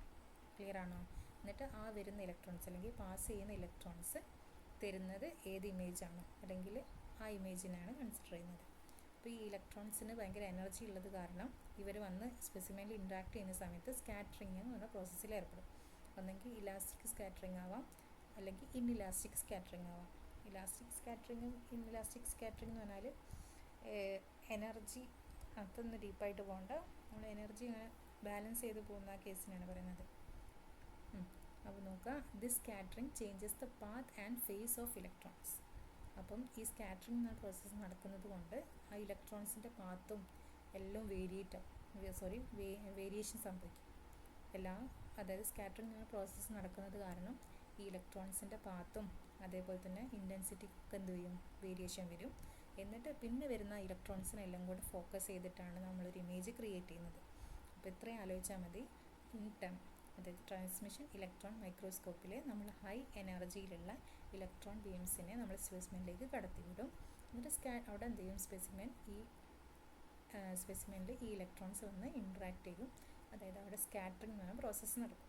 സ്കാറ്ററിങ് എന്ന പ്രോസസ്സ് നടന്നു കഴിയുന്ന സമയത്ത് ഈ ഹൈ എനർജിയിൽ വന്ന ഇലക്ട്രോൺസിൻ്റെ പാത്തിൽ ഡിഫറൻസ് വരും, ഇൻറ്റൻസിറ്റിയിൽ ഡിഫറൻസ് വരും. പിന്നെ വരുന്ന, അതായത് ആ സ്പെസിമെനിനുള്ളിൽ കൂടെ പാസ് ചെയ്ത് വരുന്ന ഇലക്ട്രോൺസിനെ നമ്മൾ യുണൈറ്റ് ചെയ്തിട്ടാണ് നമ്മൾ എന്ത് ചെയ്യുന്നത്? ഒരു ഫൈനൽ ഇമേജ് ഉണ്ടാക്കുന്നത് കേട്ടോ. ശ്രദ്ധിക്കണേ. അപ്പം ഇവിടെ നടക്കുന്ന പ്രോസസ്സ് എന്ന് പറഞ്ഞാൽ ഇതായിരിക്കും, സ്കാറ്ററിങ് ആയിരിക്കും നടക്കുന്നുണ്ടാവും. Okay. Next question. A solid which is not transparent to visible light and whose conductivity increases with the temperature is formed by. അപ്പം ഒരു സോളിഡ് ഉണ്ട്, അതെന്തെല്ലാം വിസിബിൾ ലൈറ്റിന് ട്രാൻസ്പാരൻ്റ് അല്ല. അതുകൂടാതെ തന്നെ കണ്ടക്ടിവിറ്റി ടെമ്പറേച്ചർ കൂടുന്നതിനനുസരിച്ച് മാറുകയും ചെയ്യും. അത് ഏതാണെന്ന് ചോദിച്ചത്, ഏത് ബോണ്ടിങ്ങിലാണെന്നാണ് ചോദിച്ചത്. ശ്രദ്ധിക്കാം.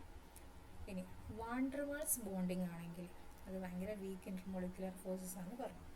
അപ്പോൾ ലോ കണ്ടക്ടിവിറ്റി ആണെന്ന് പറഞ്ഞു. അപ്പോൾ അവർക്ക് പ്രത്യേകിച്ച് എന്തുണ്ട? ടെമ്പറേച്ചർ കൂട്ടുന്നതിനോടോ അല്ലെങ്കിൽ അതിനോടൊന്നും പ്രത്യേകിച്ച് ഒരു റിലേഷനുമില്ല. അപ്പോൾ വാണ്ടർവാൾസ് ബോണ്ടിങ് അല്ല. ഇനി അടുത്തത് കോർഡിനേറ്റ് ബോണ്ടിങ്. ഇതൊരു special type of bonding, covalent bonding എന്ന് പറയാം. അതിൽ 1 ആറ്റം പ്രൊവൈഡ്സ് ബോത്ത് ഇലക്ട്രോൺസ്. ഒരു ആറ്റം ആയിരിക്കും എന്ത് ചെയ്യുന്നുണ്ടാവുക? 2 ഇലക്ട്രോൺസിനെ കൊടുക്കുന്നുണ്ടാവും. ഇതൊരു ഫോം ഓഫ് കോവാലൻ്റ് ബോണ്ടിങ് ആണ്, പക്ഷേ ജനറലി നമ്മൾ സോൾട്ട്സിൻ്റെ കേസിൽ ഇത് പറയാറില്ല. ഓക്കെ.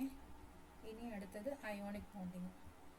അയോണിക് ബോണ്ടിങ് എന്ന് പറഞ്ഞാൽ പുവർ കണ്ടക്ടേഴ്സാണ്. മോൾട്ടൺ സ്റ്റേറ്റിൽ മാത്രമേ എന്ത് ചെയ്യുള്ളൂ, അവർ കണ്ടക്ടിവിറ്റി ഷോ ചെയ്യുന്നുള്ളൂ. ഇനി അടുത്തതാണ് കോവാലൻ ബോണ്ടിങ് കേട്ടോ. അപ്പം ഇതാണ് ജനറലി നമ്മൾ എന്ത് പറയുന്നത്, സെമി കണ്ടക്ടർ മെറ്റീരിയൽസിൻ്റെ കേസിലൊക്കെ നമ്മളെപ്പോഴും എടുത്തു പറയാറുള്ളത് ഏതാണ്, കോവാലൻ ബോണ്ടിങ് ആണ്. ഇവരെന്ത് ചെയ്യുന്നുണ്ടാവും, ഇലക്ട്രോൺസിന് മ്യൂച്വലി ഷെയർ ചെയ്ത് വെക്കുന്ന ആൾക്കാരാണ്. അപ്പോൾ ഏതാണ് ഇതിൻ്റെ ആൻസർ വരിക, solid which is not transparent to visible light and whose conductivity increases with the temperature. അതേത് കേസാണ്, കോവാലൻ ബോണ്ടിങ് ആണ് കേട്ടോ.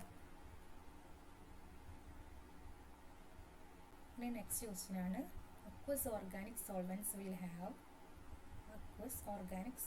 will have lower ionizing capacity ആണോ, ഹയർ ഡൈഇലക്ട്രിക് കോൺസ്റ്റന്റ് ആണോ, മോർ അയണൈസിങ് കപ്പാസിറ്റി, അല്ലെങ്കിൽ same dielectric constant as pure. അപ്പോൾ ശ്രദ്ധിക്കേണ്ടത്, ഈ അക്വസ് അല്ലെങ്കിൽ വാട്ടർ എന്നൊക്കെ പറയുന്നത് എന്താണ്, പോളാർ മോളിക്യൂൾസ് അല്ലേ. അതേപോലെ തന്നെ ഓർഗാനിക് സോൾവൻസ് ജനറലി എന്താണ്, നോൺ പോളാർ ആണെന്ന് പറയാം, നോൺ പോളാർ മോളിക്യൂൾസ് എന്ന് പറയാം. അപ്പോൾ ശ്രദ്ധിക്കുക, ഈ പോളാർ അല്ലെങ്കിൽ നോൺ പോളാർ എന്നൊക്കെ പറഞ്ഞാൽ എന്താണ്, പോളാർ മോളിക്യൂൾസിൽ അവിടെ ചാർജിൻ്റെ സെപ്പറേഷൻ വരും, നോൺ പോളാറിൻ്റെ കേസിൽ ചാർജിൻ്റെ സെപ്പറേഷൻ വരില്ല. അപ്പോൾ നമ്മൾ പ്യുവർ വാട്ടർ എന്താണ്, പ്യുവർ വാട്ടർ എന്താ, ഒരു പോളാർ മോളിക്യൂളാണ്. അപ്പോൾ ഒബ്വിയസ്ലി അവിടെ എന്തുണ്ടാവും, ചാർജിൻ്റെ സെപ്പറേഷൻ കൂടുതലായിരിക്കും. ഇനി ചാർജ് സെപ്പറേഷൻ കൂടുതലാവുക എന്ന് പറഞ്ഞാൽ എന്തായിരിക്കും, അവിടെ അയണൈസിങ് കപ്പാസിറ്റി കൂടുതലായിരിക്കും അല്ലേ. അപ്പോൾ നോക്കിക്കേ, അക്വസ് ഓർഗാനിക് സോൾവെൻസിന് എന്തായിരിക്കും സംഭവിക്കുക, lower ionising capacity than pure water. Clear ആണോ, ക്ലിയർ ആണോ? എക്സ്പ്ലനേഷൻ പറയാം. Aqueous organic solvents will have lower ionising capacity than pure water. ഇതെന്തുകൊണ്ടാണെന്ന് വെച്ചാൽ, കാരണം എന്താ വെച്ചാൽ വാട്ടറിന് എന്താണ്, ഹയസ്റ്റ് ഡൈഇലക്ട്രിക് കോൺസ്റ്റൻ്റ് ആണ്. ബാക്കി എല്ലാ സോൾവെൻസിനെ വെച്ച് നോക്കുന്ന സമയത്ത് വാട്ടറിന് ഹയസ്റ്റ് എന്തുണ്ട്, ഡൈഇലക്ട്രിക് കോൺസ്റ്റൻ്റ് ആണ്.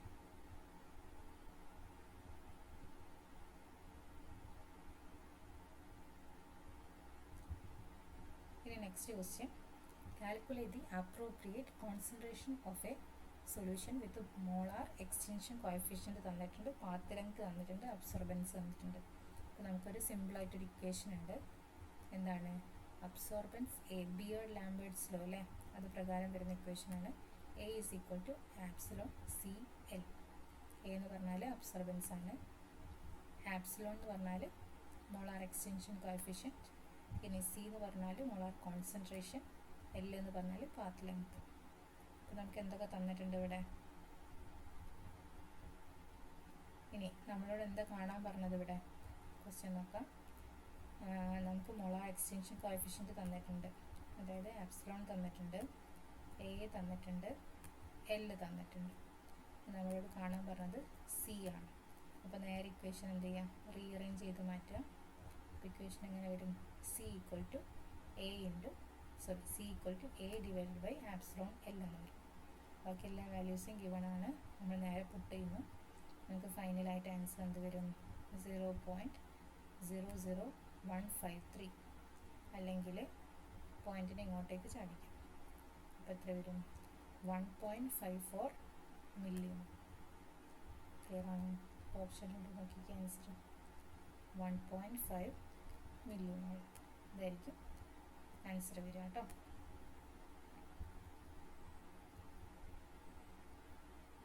ഇനി next question, what are the number of moles in 100 ml of water and in 100 ml of heavy water. അപ്പം സാധാരണ 100 ml വാട്ടറിലും അതേപോലെ തന്നെ ഹെവി വാട്ടർ എന്ന് പറഞ്ഞാൽ ഓർക്കണം എന്താണ്, D2O കേട്ടോ, D2O. നോർമൽ വാട്ടർ എന്ന് പറഞ്ഞാൽ H2O, എല്ലാവർക്കും അറിയില്ലേ. അപ്പം what are the number of moles in 100 ml of സാധാരണ H2O, 100 ml of heavy water, ഇത്രയാണെന്ന് ചോദിച്ചത്. നമ്പർ ഓഫ് മോൾസ് ആണ് 100. അപ്പോൾ നോക്കാം, വാട്ടറിന് നമ്മൾ H2O എന്ന് പറയും, 100 gram മോളാർ മാസ് ആട്ടോ അത്. ഇനി ഹെവി വാട്ടർ നോക്കിക്കേ, എത്ര, 111. ഓക്കെ, കിട്ടി. ഇനി ഡിറ്റർമൈൻ ദ മോളാർ മാസ് കാണാം ഓരോരുത്തർ, നമ്പർ ഓഫ് മോൾസ് കാണാം.